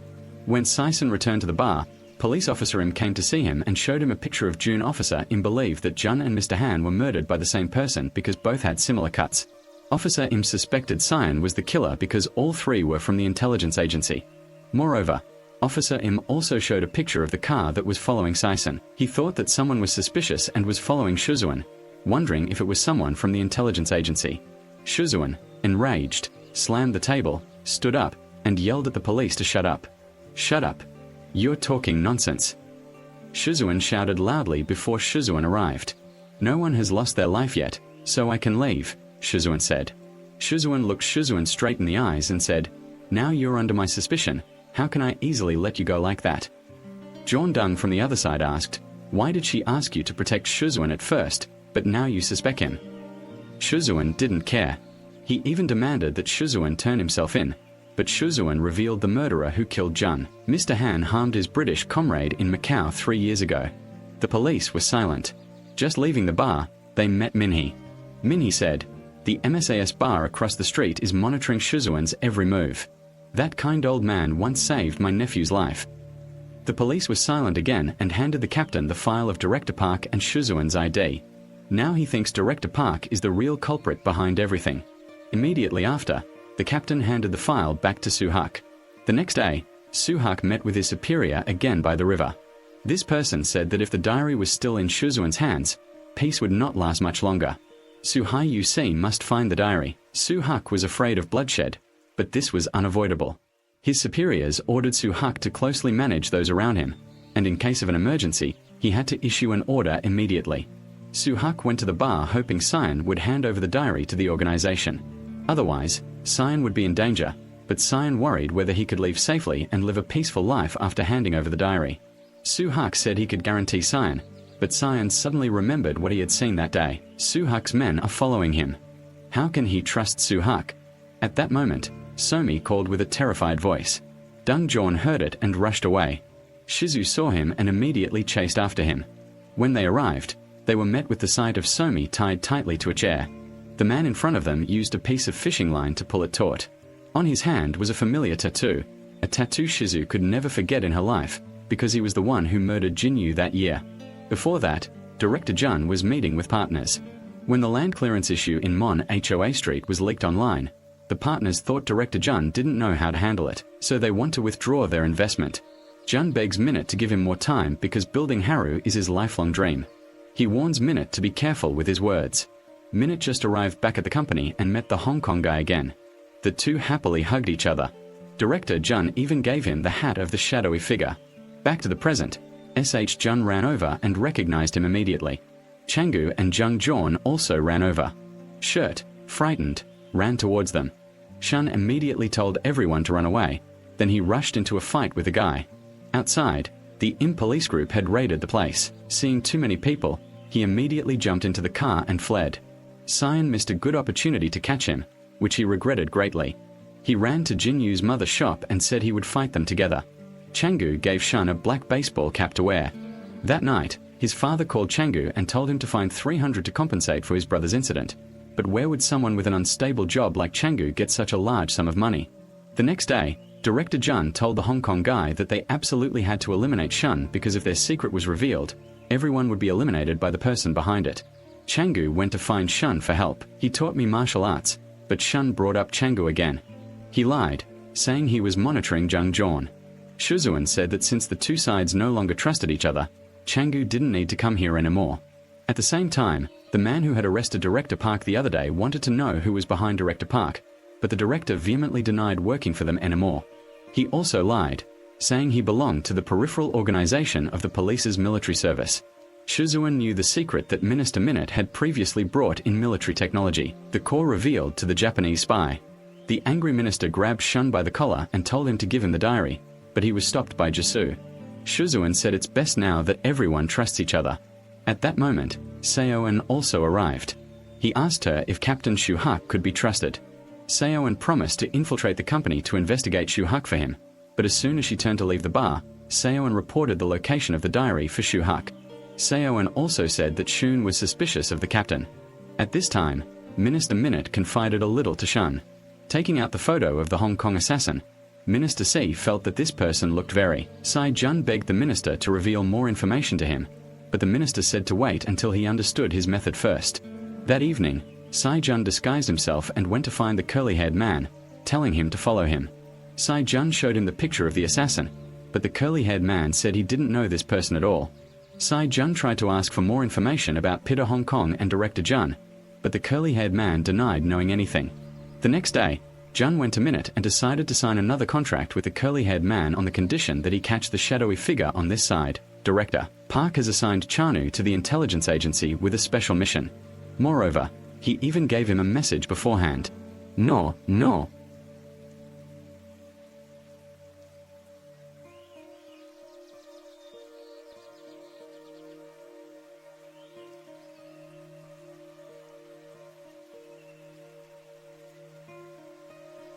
Minister Minute said that during the investigation of the curly-haired man, he saw someone taking him out of the hotel. This scene was recorded by CCTV. It was none other than the Hong Kong assassin. After a series of events, everyone thought that everything was related to the Haru Center. They decided to cooperate. Suddenly, police arrived and told Shuzuan to follow him. On this side, Seo, Anne, and Jun went to Min's mother's restaurant. They promised that after the Haru Center was completed, they would rent the space to her restaurant for free, provided she signed the papers and helped Sang Minute collect 20 more signatures. The same went for the shirt shop. He promised to compensate her 500 gold after the recent incident. Of course, the shirt also had to collect 20 signatures. The shirt decided to sign, but Jin's mother didn't. She would sign the contract right in front of them, surprising both of them. My son is still alive, he fought for this country, so if I can't protect this street, I will be very ashamed. Meanwhile, Cyan was arrested and taken to the police station. Cyan was falsely accused of attacking a worker at the Kuhn industrial factory. The victim said there was a witness who saw everything that day. Cyan immediately thought of Changu.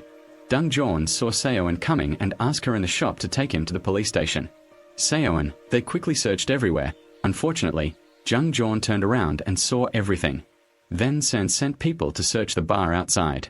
Hangu was fighting with Chan right in front of the intelligence agency, but they couldn't find anything, so they secretly left.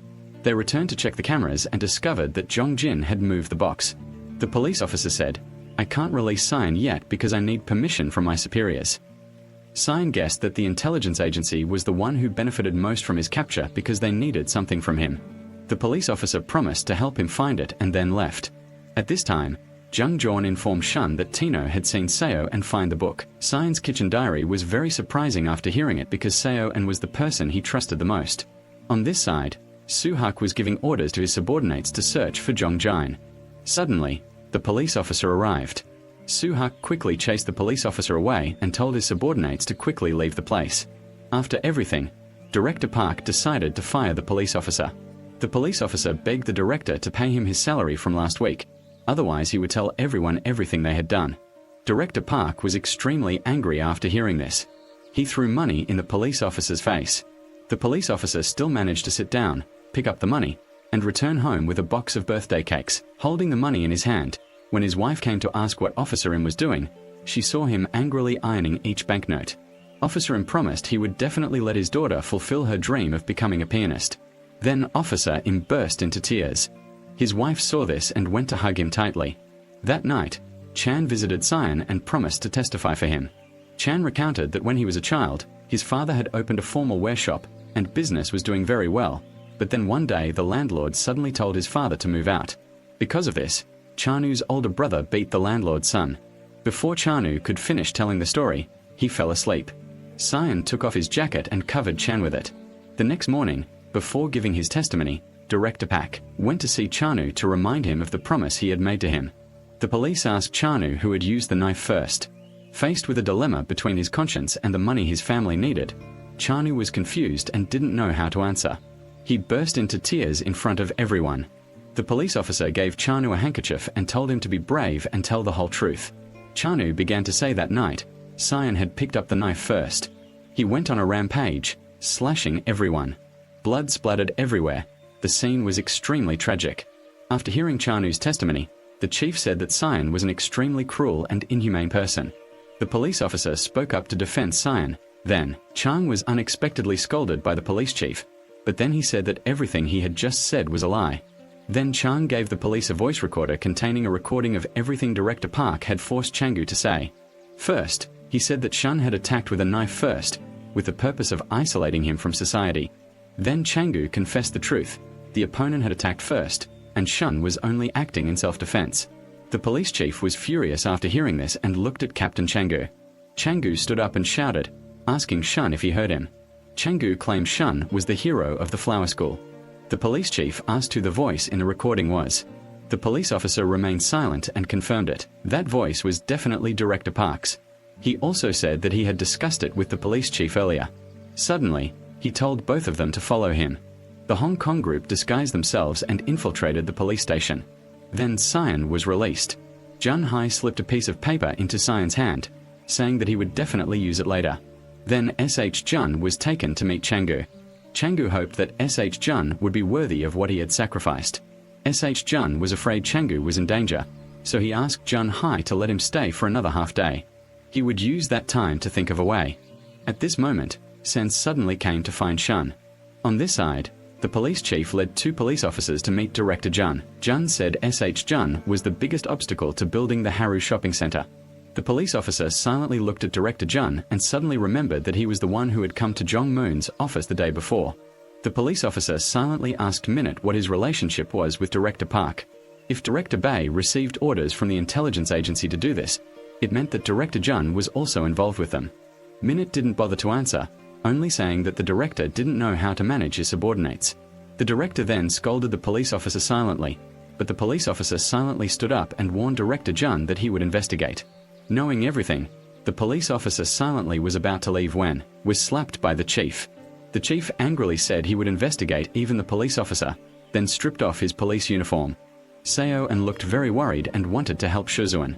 He said there was a police officer here who wanted to help him and gave him a piece of paper. The officer instructed him to meet at a certain place after escaping. The officer's colleague was a police officer working for the intelligence agency and would definitely protect him from the company's harm. Then Shizuan walked over and hugged Seo-an, saying, "Don't worry." As soon as they left, Seo-an reported back to Eung and Jawn, who was secretly filming from afar. Seo-an said Shizuan intended to hand him over diary, but Su-H still doesn't trust her. Initially, Seo-an agreed to help Su-H because he promised to ensure Shizuan's safety. Now, the only way is to use Shizuan as bait. At the same time, Lawyer Seo and the thugs came to the police station to report another attack by Shizuan. Police officer Jun Hai saw this and called them because the 3 of them had met before. After confirming that Shizuan was acting in self-defense, the captain denied it. Police officer Jun Hai asked, "Aren't you ashamed of doing that?" Police officer Jun Hai thought the captain was refusing to release Shizuan because of the ID card that Minute gave him. The captain angrily took out the ID card and threw it to the ground. Police officer Jun Hai said, "Even if I have to take off my police uniform today, I will definitely do it." They had to release Sai-jun, but the power behind it was too great. Even the captain couldn't disobey. When the police released Sai-jun, a woman secretly followed behind, preparing to inject him with a needle. Changu suddenly shouted, forcing her to leave. Then the 3 went to a public bathhouse to discuss. Police officer Im said that Jong Moon's office had 2 very skilled fighters, and that he was almost beaten to a pulp by them. Sai-jun said that if they didn't cooperate, they would definitely be eliminated. He then specifically warned police officer Im to be careful. That night, Jun Hai appeared at the meeting point.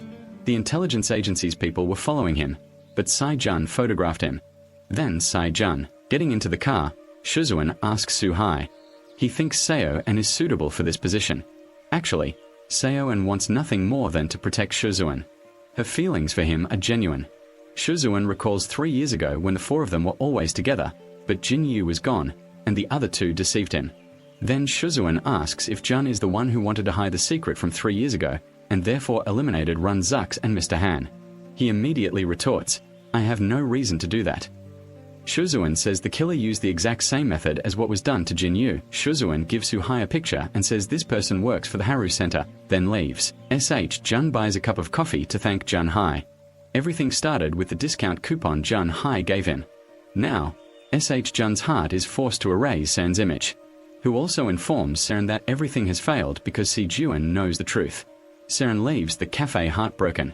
At this moment, who angrily confronts Sang Minute, accusing him of Jin's incident. "You did it, didn't you? You harmed my junior, didn't you? Who gave the order? You don't need to find out. Is it someone I know?" Sang Minute doesn't answer, who immediately thinks that even Sang Minute doesn't know. Salmon laughs after hearing this. Salmon says the person who attacked Shizuan was a close associate. The security of CTIS concealed this matter to protect their interests. After leaving, Suhu hid in a corner, shedding heartbroken tears. Sun asked Jung Jawn, if you were the male lead in her script, what would the ending be like? Jung Jawn said, that person would use their abilities to negotiate and help the people live happily. But what if that person discovers their trust has been betrayed? That scene would fade and disappear. Yun pot wine for Yong Shong Egn. She advised him to remember the beautiful things about Seo-an and thank him for the wine that evening. On the way home, police officer Im was stabbed by someone. It turned out to be the man from the other day. Earlier at the bar, Mr. Han came here to investigate Mr. Han's case. Police officer Im revealed that this matter was related to Director Park and June. On this side, Director Park had collaborated with Honu's friend to get him to work for him. The next day, Somi went to collect signatures from people, but they angrily chased her away. Somi went home and confided that she would have capital to open a coffee shop if she collected signatures, but Dang Jorn thought that amount of money was meaningless. Dang Jorn even said that Somi had been deceived. Somi felt wronged, crying and saying that she did nothing wrong. Only to save money to open a coffee shop, she had to work 3 extra jobs. Realizing she had spoken carelessly, Dang Jorn quickly hugged Somi and comforted her. At this moment, Jae Chun called Mr. Do to the office. Simultaneously, the bespectacled young man lured the police officer there as instructed by Director Park. While Mr. Do had his back turned, Jae Chun slowly approached and stabbed him once. After committing the crime, he immediately fled. As soon as he left, 2 other men entered and stabbed Mr. Do again, then created a fake crime scene. The police officer rushed to embrace the victim's body, bursting into tears. How many more lives would have to be sacrificed? Immediately afterwards, the police arrived at the scene. The police officer said he had seen the 2 perpetrators and knew where they were. He immediately led the team to arrest them, but when the door opened, inside, a group of police students silently walked out and met Director Park. He said, that room used to only hold machinery. But clearly, it was previously a surveillance room. The police students, angered, accused Director Park of being behind everything, but the police students had no evidence except for their one-sided statements. The 2 argued back and forth, making the police students furious and storm out. When Director Park learned that the victim was Mr. Do, he suddenly stood up, his eyes filled with tears. Director Park claimed that Mr. Do, a close friend of Director Park, confirmed that he was the one who told Mr. Do to investigate the police. Director Park was about to falsely accuse the police when the captain countered, saying, "Wasn't falsely accusing Shun last time enough? Why now are you blaming the police?" Director Park immediately stammered, "It's definitely Shun and the police who taught Chang Guai." After hearing this, everyone was confused about what Director Park meant. News about Mr. Do had also reached Shizuan's group. He guessed that Captain Su Hak might have manipulated Director Park into doing these things. The police also found the body of a lawyer who had gone missing, but in his pocket was a business card of the police chief. The chief said he would personally investigate the police chief and then left. Immediately afterwards, Director Park was summoned for questioning.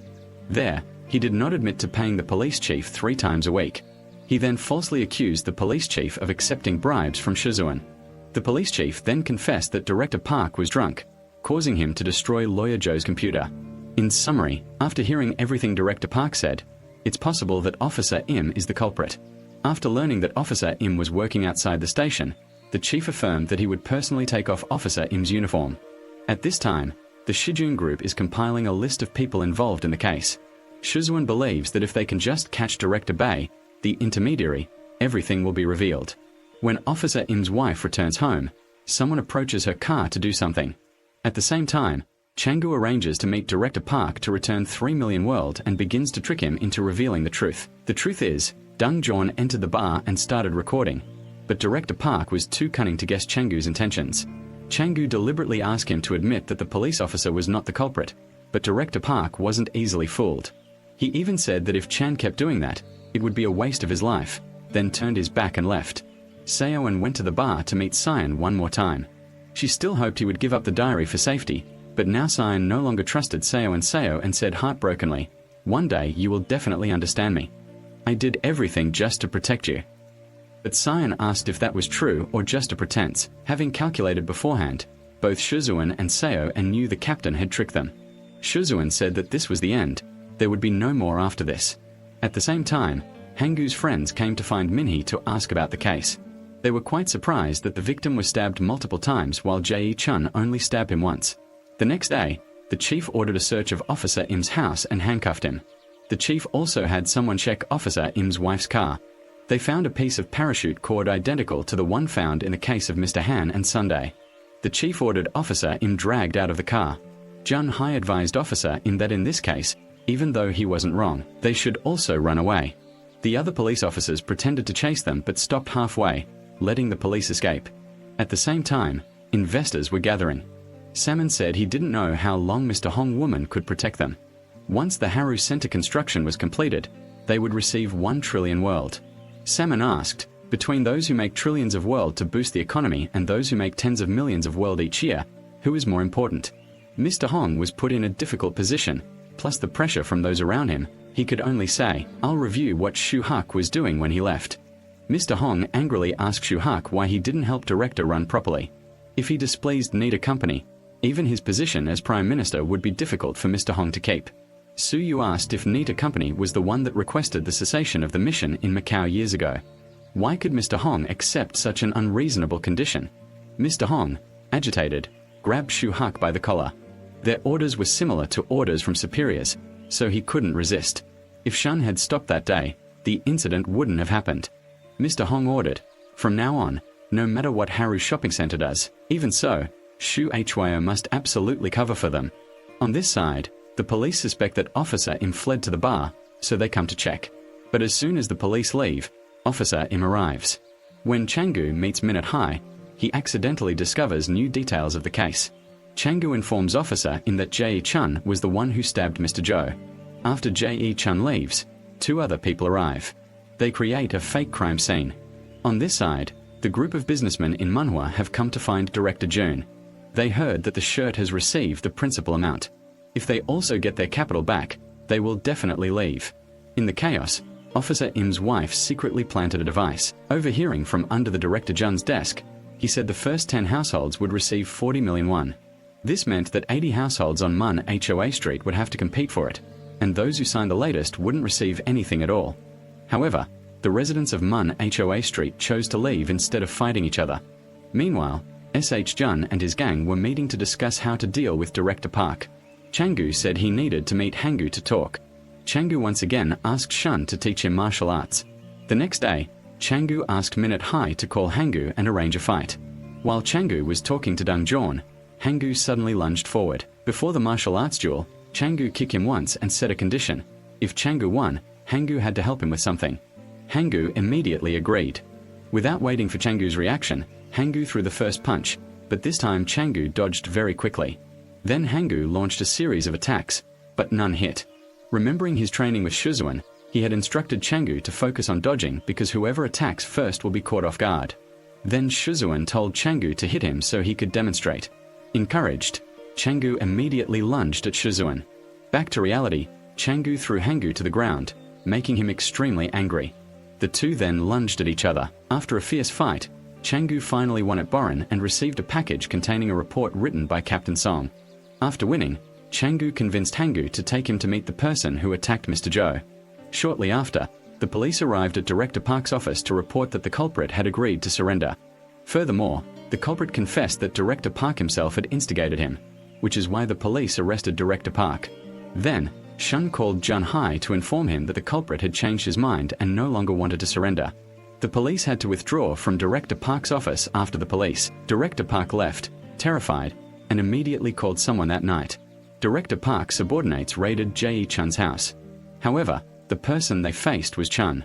Both attacked him with knives, but in the end, one was injured while the other ran away headfirst. Unfortunately for him, the police had already set up an ambush. As a result, both were arrested the next day and taken to the police station. The police officer told them to confess, but they kept hesitating.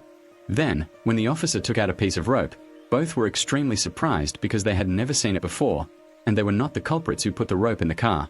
The police officer concluded, the argument is that the murderer who killed Mr. Han and Director Park are connected. If Director Park is caught, the people behind it will be revealed. Jun has arrived at Director Park's house. Jun believes that if the police silently admit that he acted on Director Park's orders, he will not be able to deny it.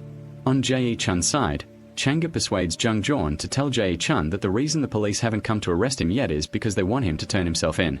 That way, Jae Chun can receive the lightest possible sentence. Hangu sits. One side also advised Jae Chun to surrender as soon as possible.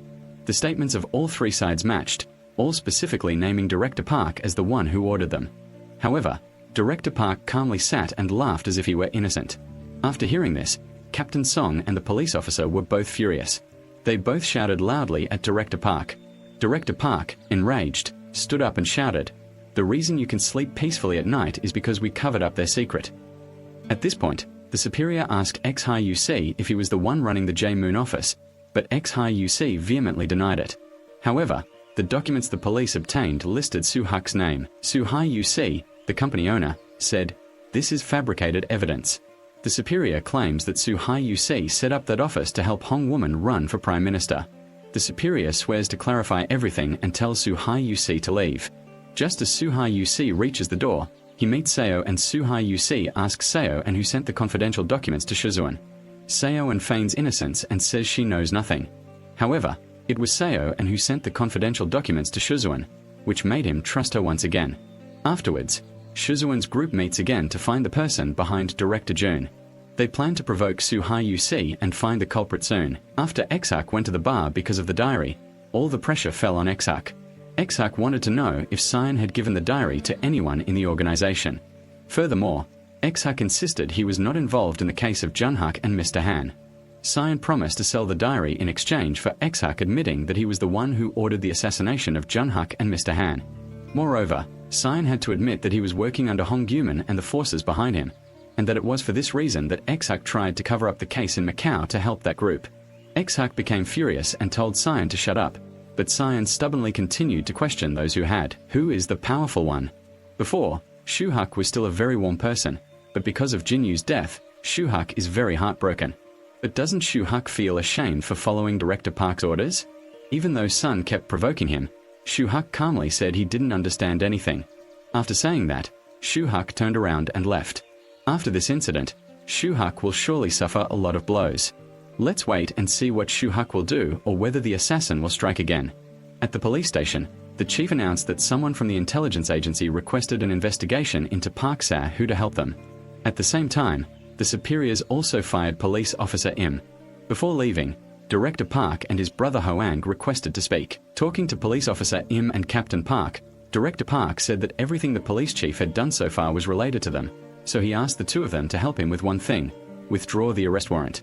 In return, he would give them both 100 million world and reinstate police officer Im. The next day, Suhak reported back to woman. He was surprised that Cyan knew so much, and even mentioned him. Now even Director Park had been arrested, making him fear that everything would be exposed, but Hai Yusi promised to keep the secret. The relationship with Director Park ended the next day when Changu's father suddenly called him to a meeting. Changu was quite surprised to see Su Hiao there as well. Because of the land planning issue, Su Hiao wanted Changu's help in gathering information. In return, Su Hiao would open a shop for Changu's family, and he wouldn't take any profit. Changu's father was very happy to hear this, but he was also extremely worried. Then Su Hiao invited Changu's father to another place to talk privately. Su Hiao wanted to dig up all of Shun's whereabouts from Changu. Meanwhile, the curly-haired man announced to the residents that 10 households had quickly signed a confirmation that they had received 40 million won, so the others were forced to move out. Those who hadn't signed angrily questioned those who had signed, leading to a fight. Seeing the guy with the red hair causing the mess, Director Jun was furious. He immediately dragged the guy with the red hair out into the middle of the street and beat him up. After that, Director Jun announced to the people that the next 20 households would receive 30 million, while the remaining households would only receive 20 million due to limited budget. Later, a resident went to a bar and told Shun about this. Not long after, Shun went to find Director Jun. Shun wanted to know how much money Director Jun could actually compensate the people, but Director Jun brazenly tore up the paper and gave it to Shun. Lawyer Seo, see the picture of the murderer. He warned Director Jun not to use the murderer's name for the construction of the Haru shopping mall. Otherwise, he would give that person an important item to bring the murderer to light. After saying this, Jun turned and left. Because they had planted listening devices beforehand, they had heard Lawyer Seo questioning Director Jun, but Director Jun repeatedly denied it. He even said that the company was still watching him. We've always been watching you. If you break the law, everything will fall apart. Lawyer Seo still didn't. Director Jun, angry, yelled at her, causing her to storm out. Afterward, Director Jun called Shu Hiao to ask about what Shu had mentioned earlier, but Shu Hiao flatly denied it. Shu Hiao wasn't crazy enough to do that. If she did, the plan in Macau would be exposed. According to Director Jun, if it was because of the diary, Chairman Hoang and Ji would take action. He would send Jiao to Director Park. After hearing the name Jiao and the Knit Sign Company, Jun had new information. Jun went to ask Officer Im if he was coming to the police station tonight. Officer Im honestly admitted he had been fired. Then, Deng Zhuan revealed to Shun that Changu had met Shu Hiao, but when Changu arrived at the bar, he lied to Shun. The next day, Director Park was taken to the intelligence agency. They asked who gave and received the order, but he didn't say anything. Then, Exak asked why Director Park had forged company documents. At this point, Director Park still maintained his innocence. Exak continued to ask the director why he had attacked Mr. Joe. Unexpectedly, Director Park said to Exak, "Don't think this doesn't concern you. Are you waiting for Hong?" Exak denied any involvement with Hong woman. Director Park had written someone's name on the paper. Then the chief ordered him to be taken to the station, but someone escorted Director Park away. Park Lai and An were standing far away and turned around, but were discovered by Australian police. On the way, Director Park asked to return home for a short while before going to prison. Australian police secretly slipped something into his pocket. When he took it out, Director Park was extremely surprised to see a gun. Not long after, the police officer called Director Park. At this time, Director Park suddenly apologized for not being able to reinstate Officer Im. He also told Officer Im to live well. At the same time, the captain also called Officer Im out to talk. The captain admitted that he had previously reported Officer Im's investigation to Exak. To apologize, the captain would tell Officer Im about Exak and the Haru shopping center in the past. They had. Meeting the captain, "I heard that Haru's side is extremely strong. They can easily handle even Shu Hiao." At this time, Chanu is calling Su Hak. Chang Ji-yu promises to do as ex-High UC requests, as long as that can make his father and brother happy. At the same time, Director Park begins to write a will for his family. He silently gazes at his wife and children one last time. Knowing his own fate, as he gets into the car, Director Park sings a song and ends his own life. The police immediately arrive at the scene. At this time, Director Park is slumped over the steering wheel. On this side, Director Jun suddenly comes to find June. He knows he came here to wait for Jay because ex-Huck is suspicious. Their conversation was being eavesdropped on. Shortly after, Director Jun found the listening device under his desk. He deliberately said he would send Gigi to the police station to lure Shun out. Shun got out of the car and asked where Gigi was. Who ordered Gigi to act in Macau? Salmon told Shun not to think he was so smart, because no matter what he did, he couldn't win against them. Director Jun warned Shun that if he continued to interfere in his affairs, he would harm his family. Shun then called the police, asking them to come to the station to check if Director Park had been brought there. But unexpectedly, the chief announced that Director Park had already arrived, escaped and committed suicide before going to meet the King of Hell. Director Back left a will acknowledging that he had personally planned the handling of the worms. He also wanted the police department not to delve too deeply into this matter. Since the criminal had confessed, what was the police department still being so stubborn about? Back at the bar, Seoan showed everyone what she had photographed. The escort team had changed, leading to Director Park's incident. Everyone suspected the will was forged. At that moment, Seoan unexpectedly walked in and warned Shun to learn from Director Park's fate. After saying that, he glanced at Seo An and left. Shun was afraid Seo An would be in danger, so I advised her to return to the organization. Seon promised to try to go back there to continue the investigation to help Shun. The next day, Shuzuan revealed that Director Jun and Su Hyu would continue to slaughter those who stood in their way, and their next target was none other than Shuzuan. Shun was afraid that Deng Jorn and Changgu would be implicated because of him, so he asked the police to keep them away from him. Meanwhile, Seo An requested a meeting with the committee. At that moment, X-Hugh walked in, handing the chief a report. At the same time, the chief suddenly received a phone call from his superior questioning Shu Hyu for letting Director Back escape. He promised to take full responsibility. After the call ended, the chief said he would have him questioned, both Seo An and Shu Hyu. However, the superiors ordered that Shu Hyu be left alone, making the director suspect that there was a powerful force backing Shu Hyu, but when questioned, Shu Hyu denied it. On this side, Minister Minute and Jisu were discussing in a private room without letting anyone in. Jung Jorn and Changgu wondered why they weren't allowed to participate, but were prevented from doing so by the police. Now that Director Park is gone, the next target is to arrest GI. At the same time, they need to monitor Minsu, who is connected to Nita. The next day, Minister Minute and Jisu immediately set off to monitor the target. Minister Minute only knows that Chinese investors will invest in infrastructure next. Their plan was similar to that of Director Jun of Nita Company. When stopped at a red light, Jisu got out and assigned Minister Minute the task of blocking the car in front to help her. Jisu pretended to be Nita's employee to meet the investor and led them to Muna.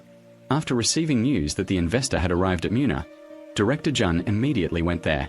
Jisu talked to the director while walking, and while the director wasn't paying attention, Jisu slipped away. Then it was Minister Min's turn. He pretended to be a resident of Muna neighborhood and deliberately provoked Director Jun, seeing this. Director Jun's bodyguard immediately attacked him. The surrounding residents gathered and cursed the bodyguard, calling him a street thug. Shizuan was surprised, appearing as a hero to rescue Minister Minute. Seeing the chaotic scene, the angry Chinese investors leave when they realize this is Shun's trick. Director Du is furious and wants to vomit blood. Shun immediately makes a deal with Director Du. If he doesn't hand over Ji, similar incidents will happen again. Shun thanks Minister Minute and Jisoo for helping him. Next, he wants to act alone. Shun fears that an incident will happen to innocent people. He doesn't want a repeat of what happened in Macau years ago. Once again, on the way back to the shop, Chang secretly follows him. Chang calls Su to inform him of what happened at Mon Hoa. Little did they know, Shun was hiding. The other side heard everything. Shizuan said nothing, just silently went into the shop. Then Shizuan unexpectedly announced that he would close the shop.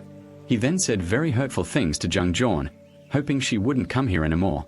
Actually, Shizuan did this only because he didn't want to involve Zhang Zhorn and Changgu. At this moment, Changgu's family suddenly came to find him. His older brother was angry when he learned that Changgu didn't want to work for Su Hak anymore. The three of them argued loudly. Shizuan called Changgu aside to talk privately. Shizuan knew that Changgu also had things he needed to protect, so Shizuan advised Changgu to continue working for Su Hak. Changgu was extremely upset. Hong and Su were moved when they saw Shun had thought of them that night.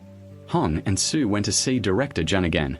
Director Jun told everyone that Shun had threatened him, saying that if they didn't hand over Ji, Shun would investigate Nita. Once Director Park was gone, Ji was the only one involved with the law. Hong feared that one day the secret would be exposed. Did they want to eliminate Ji? Director Jun was agitated and refused because Ji was his good friend. The door next to them suddenly opened. Bong Chun demanded that Director Jun arrange a meeting with the Chinese investors. Not only that, Director Jun had to compensate for all the damages he had caused before dawn, suggested that Director Jun cooperate with him. As long as they reached an agreement, everyone would benefit. Sam Minute then asked Xu Xiao, "If we are abandoned, who will be the first to die?" At this moment, Sai Jun had returned home and given his mother a lot of money so she could buy whatever she liked. He felt guilty for always paying little attention to her. Before going to bed, Sai Jun asked his mother if she still kept the things he sent, right? His mother confirmed that it was still safe, and only then did Sai Jun feel relieved.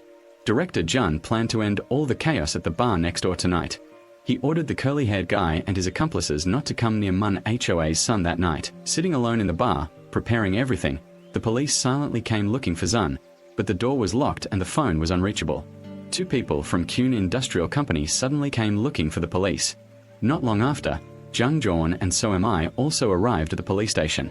The director's wife, North, angrily ran up and asked who had forged her husband's suicide note. Then she took out the real letter and read it aloud.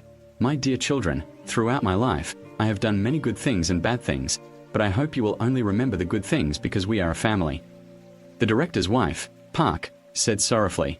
In the letter, her husband didn't mention committing the crime at all. Why? The police forged the letter again and falsely accused her husband like that. Saying this, she collapsed to the ground in distress. The police immediately called Shun, but he didn't answer because he was preparing to face a group of people from Hong Kong. They smashed the door and aggressively stormed in. The man in the white shirt and the woman rushed forward to attack Shun first, then Ji. He pulled out a knife intending to stab Shun, but Shun blocked it and threw him to the ground. Meanwhile, at the Kilojun Industrial Company, Shun was also confronting a group led by Police Officer Im. Inside the bar, Ji wanted to attack Shun but was punched repeatedly by him. Seeing this, the man in the white shirt immediately rushed forward to help but was thrown against the wall by Cyan. All three attacked him one after another. Cyan alone could handle them all. Outside, the two most important people of the industrial company, Kuhn, had sided with the police. Minister Minute said they should leave before he called his old comrades. The fat man tried to attack but was beaten badly by Jisoo. Finally, the curly-haired man had to give up and immediately help. Shizuan was still fighting the group from Hong Kong. At this point, Jisoo was so badly beaten that he couldn't stand. Cyan immediately pulled out his gun and pointed it at Jisoo's head. Who was the Korean guy behind Pitta Hong Kong? Jun was angry. She yelled at Ji to speak up. Who was hiding? Ji, not trembling with fear, shouted at Shun, "Quick, deal with him. What you're doing to me now is no different from what I did to your comrades in Macau." Although extremely angry, Shun still wanted to keep Didi alive so he could tell the truth.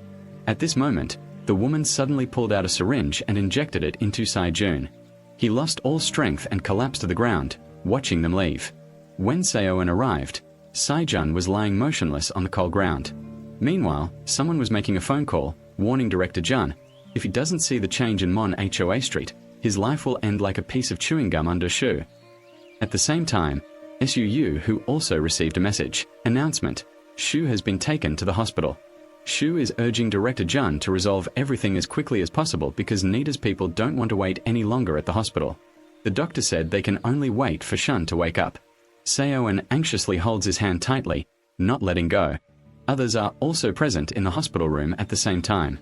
Sang Minute has taken Gigi to the airport so he can return to New York that night, but before leaving, Sang Minute wants to go get some fresh air with Ji. Jun has also woken up and his mental state is extremely good. Samang Minute suddenly recalled the first time they stole money in New York. Ji used it to buy a taco, and Samang Minute used it to buy a ticket to the top of the tallest building in New York. Witnessing the magnificent sight before him, Samang Minute promised himself that he would build the tallest and brightest building in Korea. Did suddenly asked, "Is that why you had to leave?"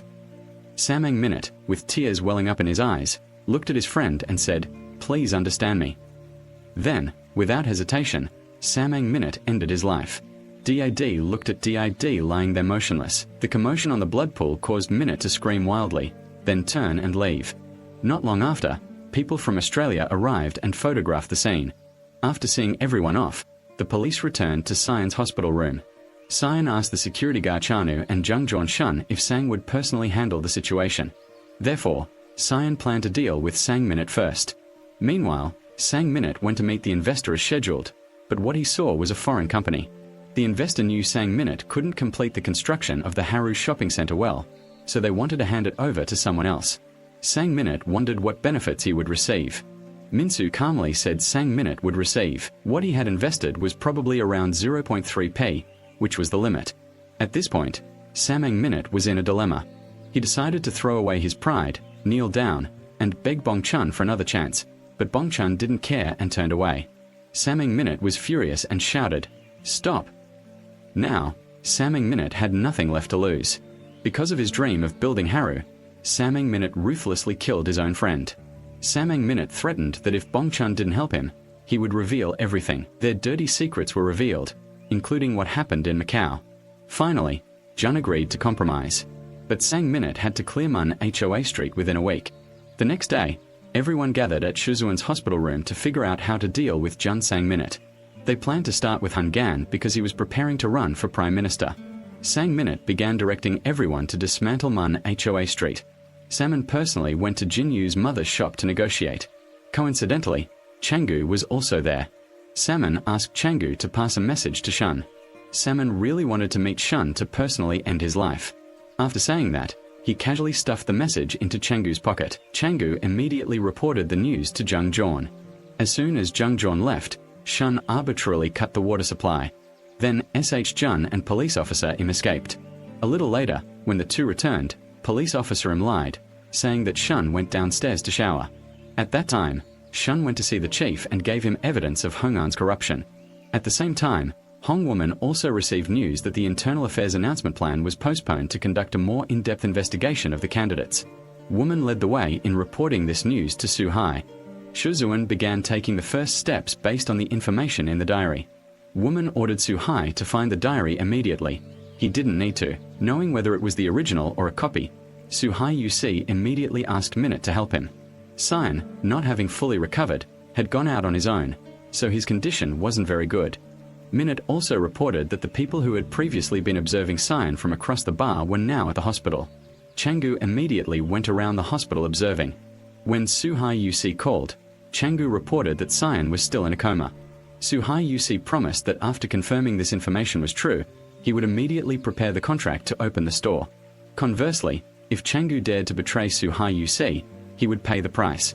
Then, Su Hai UC's men disguised themselves as doctors to check on the situation, Shuzuan's condition after the checkup. She immediately called to inform Su Hai. Changgu deliberately sent Dung Jawn away, leaving him alone. Su Hai called to ask about the situation, and Changgu immediately reported that he was at the hospital. Only he and Shuzuan were left. Su Hai immediately signaled that the time was ripe for Sang Min's subordinates to act. Changu was following closely when Minister Minute pulled him into a secluded corner. He immediately signaled Changu to be quiet. When Sangmin's men entered the hospital room, they were surprised to find that the old woman lying on the hospital bed was a police officer. He was terrified and immediately ran away. Everyone quickly chased after him, running towards the main hall. Then JSU tripped him, causing him to fall sprawling. Shun's group successfully helped the police arrest the suspect. Before leaving, Jun Hai also gave the police officer him a credit card from the police department. The accomplices, seeing that their plan had been exposed, immediately reported it to the robbers. At this point, the other group knew their plan had failed. Saming Minute no longer had anything to threaten them with, as the evidence of Di Dai's assassination was in Shu Hu's hands. Sam Minute could only climb onto the table and kneel down, becoming a laughingstock for everyone. To make matters worse, Sam Minute was also forced to drink alcohol over his head without being able to resist.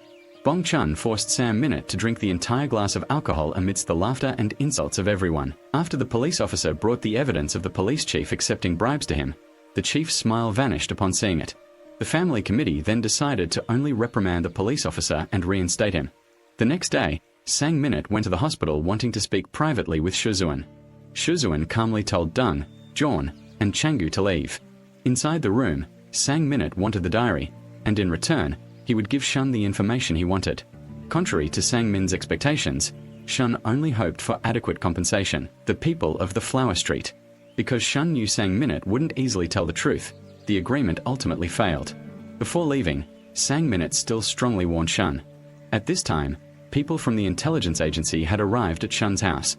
The daughter of police officer Im was also under their surveillance. Changu went to meet her alone after hearing the news from Dong-on. Shun rushed there despite everyone's attempts to stop him. Changu wanted to cooperate with Sang Minute, but he mentioned that he had provided Sai's information to the special agent. Then Sang Minute took a listening pen from Changu's pocket. Sang Minute angrily smashed the pen, took off his jacket, and prepared. Chang was beaten up badly. Lawyer Seo worriedly shouted, Chan, hurry up and run away. But Chang still wanted to stay. Just then, Shun appeared. Shun wanted to talk to Sang Minute privately. Reluctantly, Chang and Lawyer Seo had to go outside. The two immediately lunged at each other. Shun grabbed Sang Minute and slammed him onto the table, but he still managed to break free. Sang Minute said, Today, only one of us will live, but Shun was different.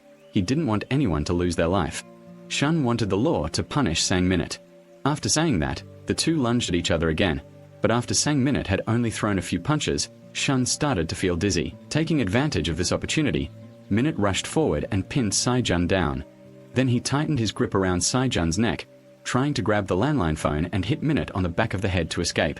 Sai-jun then launched a series of vicious attacks and threw gasoline at Minute, sending him flying several meters away. At the same time, the kidnappers called the police. They informed the police that the man's daughter was in their hands. The condition for the transaction was not money, but the original copy of the diary. The transaction location was at the bar next door. The police immediately reported this to their team. Minute and S.H. Jun continued to tear each other apart.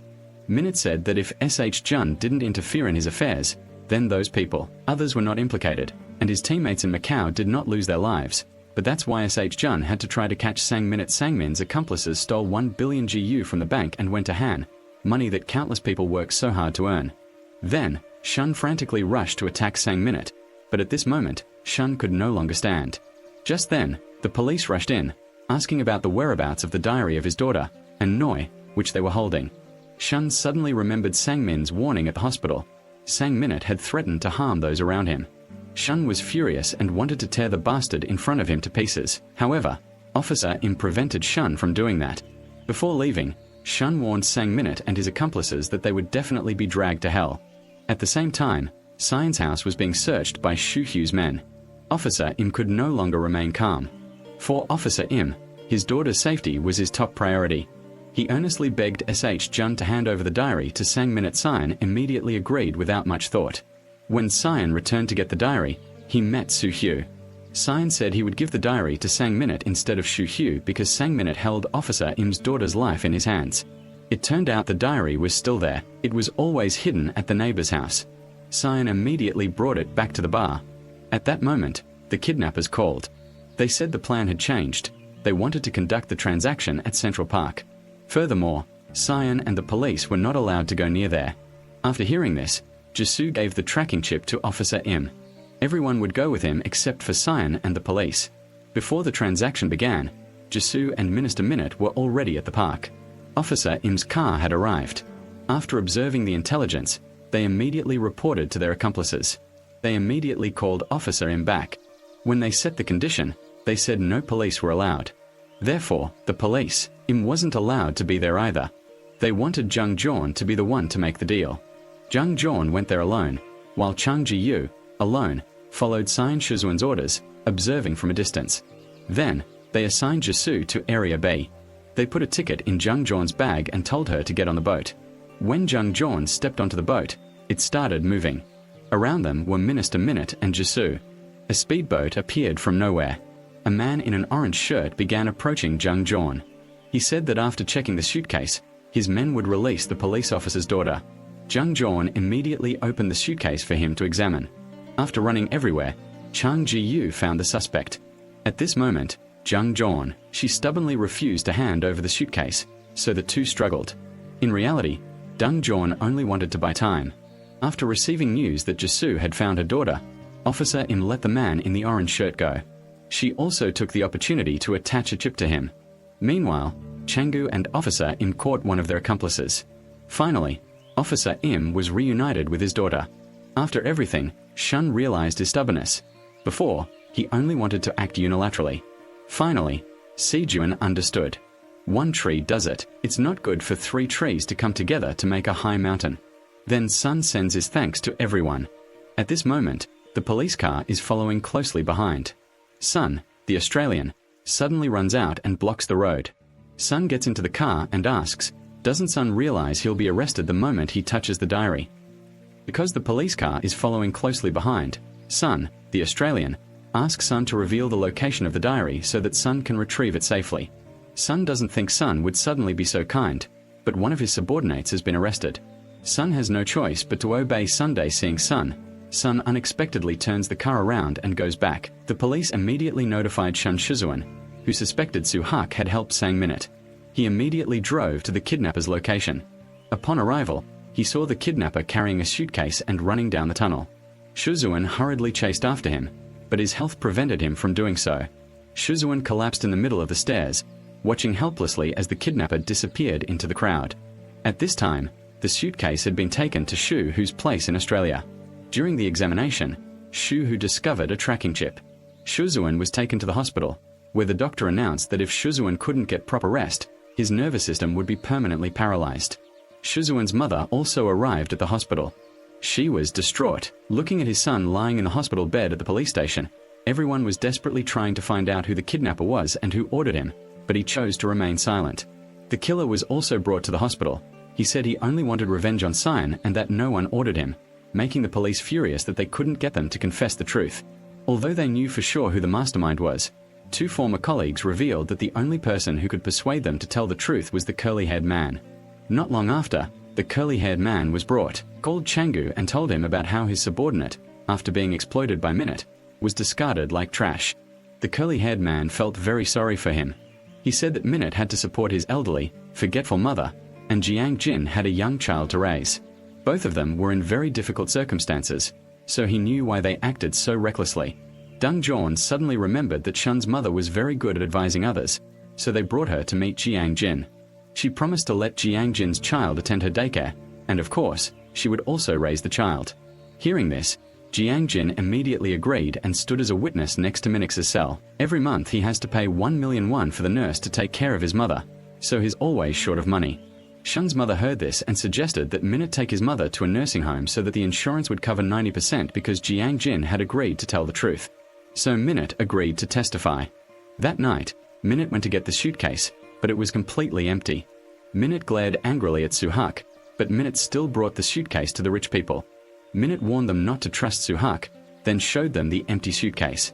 Suhak explained that Min's people had been fitted with tracking chips, so his people, Cyan, will most likely come here.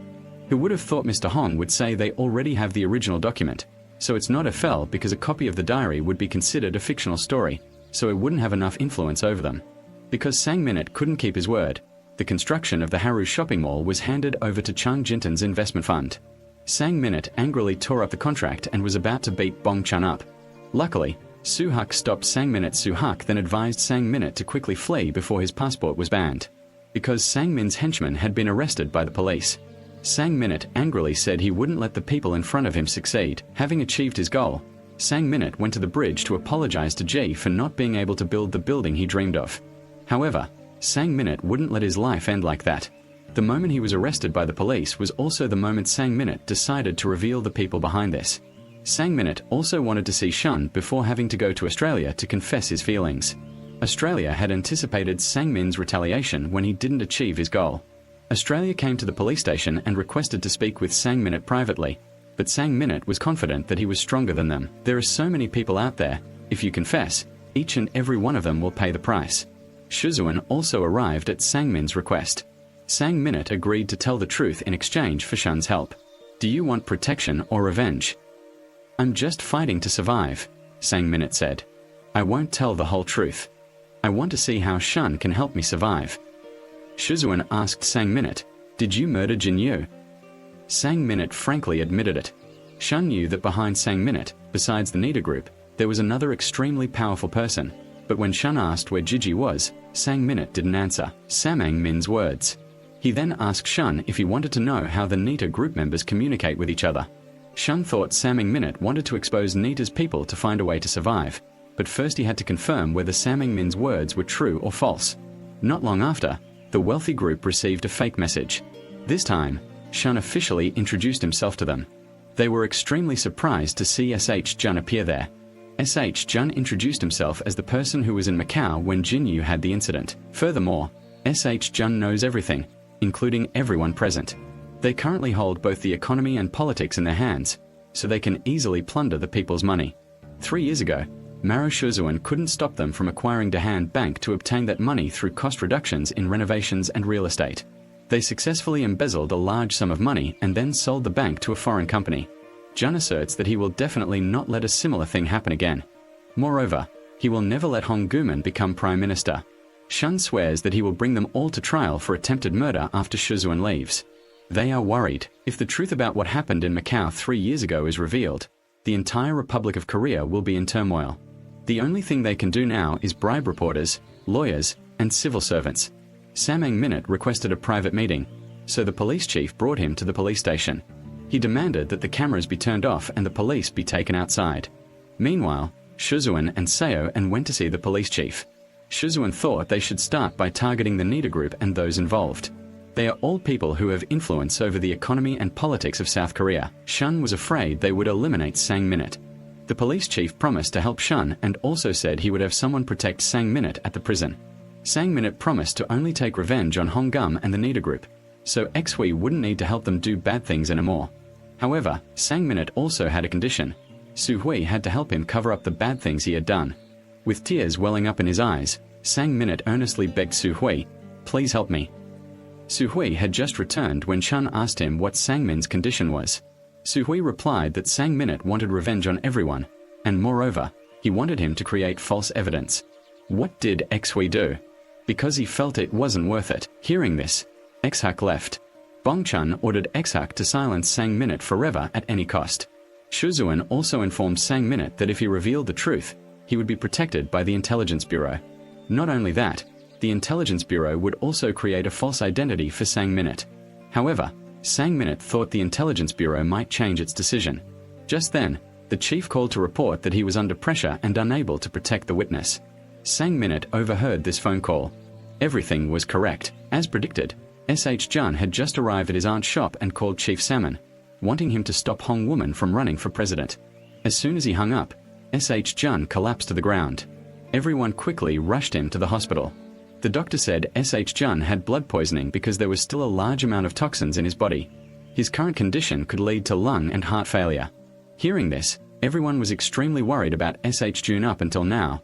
S.H. Jun had always acted for the sake of others and for the Moho Street, never once thinking of himself. Dung Jorn immediately informed Seo of S.H. Jun's situation. On the way to the hospital, Seo was hit by A. The man following Seo hiding behind the wall to catch him, turns out to be Deputy Captain Kang. Deputy Captain Kang reveals that Shu Hak's next target is Sang Minute. so he wants to inform Seo and so she can prevent the murder from happening. At this moment, Sang Minute is still hoping Shu Hak will come, but instead, it's the police. He knows Shu Hak won't come here because the police have received a photo of Ji with a note saying Minute is the murderer. The sender is none other than Shu Hak. After learning that his request has been refused, Sang Minute is furious and wants to see Jun one more time at the hospital. Jun, who just woke up, wants to see Sang. Everyone was worried about Min's health and tried to stop him. However, Jun knew his health condition well. He wanted to use his remaining time to help others. Then, Shun went to see Sang Minute. Shun wanted Sang Minute to publicly reveal everything to the press. Only then could they proceed with the witness protection mission. Sang Minute was really puzzled as to why Shun chose to help him. It was because Jun and Sang Minute had the same goal. They both wanted to see those scoundrels turn to dust. Then, Deputy Captain Kang gave Seo and the photos they took while monitoring Mrs. San's shop. Seo and could use them to sue Shu Hak for violating her rights. Citizens then Se An and Shun went to see Director Si Juan. Si Juan said that tomorrow, when the Prime Minister's Candidacy Committee meeting takes place, he will let Song Minute publicly expose all the crimes of Hun Gan and his accomplices to the press. Shuzuan wanted to catch Hun Gan off guard. As he reached the door, Shun's condition suddenly worsened. He had to return to the hospital immediately. Shuzuan was writhing in pain on the bed, his condition not looking good. Meanwhile, Seoan informed Deputy Team Leader Kang that Song Minute would be safe once the press conference took place. Little did they know that everything was part of Su-Hu's plan. That night, Si-Juan called Su-Hu to have a heart-to-heart talk. Si-Juan gave Su-Hu a can of soda. Su-Hak tried to convince him to join his side to fight against them, but Su-Hak crushed the beer can and said those people wouldn't stop. Victory would surely be on their side. Su-Hak advised Shun to give up his revenge plan, but Shun didn't want to stop. Shun also said that tomorrow he would be traveling in the same car with Sang Minute. Su-Hak advised Shun not to side with Sang Minute because it was extremely dangerous. Before leaving, Su-Hak turned back to look at Shun and told him to take care of his own health. That night, Deputy Captain Kang planted a bomb under Shun's car. The next day, Shun drove that car to the police station. Su-Hak, closely following behind, saw Minute get into the car. Everyone went to the press conference together. At the same time, the meeting to nominate candidates for the Prime Minister's seat was about to begin. Moreover, the bomb was only 1 minute away from exploding. Jun once again called Shu Hu, advising him to change his decision. It's still not too late to turn back, Captain. Just admit your mistakes and pay your taxes according to the law. Wouldn't that be protecting your honor? In the final seconds, Su-Hak decided to defuse the bomb. Si-Juan was extremely grateful and thanked Su-Hak. Then Si-Juan told Su-Hak, "Open the trunk and see." Su-Hak drives his car into the forest and discovers a bomb lying on his vehicle. It turns out that last night Si-Jun threw the bomb at X-Hu's car. Su-Hu bursts out laughing, then goes to a corner to call his son, saying his final farewells. As soon as he finishes speaking, Deputy Captain Kang pulls out his gun and ends Su-Hu's life. Meanwhile, Minute prepares to reveal the truth to the press. Shuzuan arrives at the meeting as a witness to Hong Woman's crimes. Shuzuan wonders who in the Nita Corporation has been secretly supporting Hong Woman. After hearing this, Mr. Hong is flustered and doesn't know how to answer. At the same time, Minute reveals all the people behind the corporation. The first Nita group member is La Hong Jun, director of SAP Power. The second is Ma Dong-suk, chairman of the Korea Times. The third is Kang Minu, investment representative of LCK Fing. And finally, Hong. Hearing this name, the press immediately became agitated, rushing towards Salmon. Salmon continued, saying that every time the Nita group committed a crime, Hong Woman covered up all the wrongdoings to conceal her own crimes. They hired assassins through Jong Moon's office to eliminate those involved. As soon as he finished speaking, the police immediately raided and arrested Hong Woman on charges of murdering Jun Suk, Mr. Han, and Mr. Jo. After speaking, Minute handed over the evidence, gave the department head and left. When everything was exposed, Shun's body reached its limit. Shun only managed to touch Seo An's worried face before fainting. Meanwhile, everyone at the bar next door, along with the Kilojun Industrial Company and the residents of Manhua Street, united to stop the crane from demolishing the neighborhood. The crane suddenly turned around, surprising everyone. It turned out that after the Nita Group scandal was exposed, the demolition of Manhua Street was suspended for a year. Changgu and Jung Jawn have both fulfilled their dream of becoming police officers. Changgu rushes to Jung Jawn's place because they are now a couple. Jung Jawn also informs Changgu that she has officially become a writer. After receiving good treatment, Sun is as healthy as Chow. He still frequently disguises himself as a shadow to secretly help people. The film ends here. If you enjoyed it, don't forget to like and subscribe to the channel to support us. Thank you for watching. And now,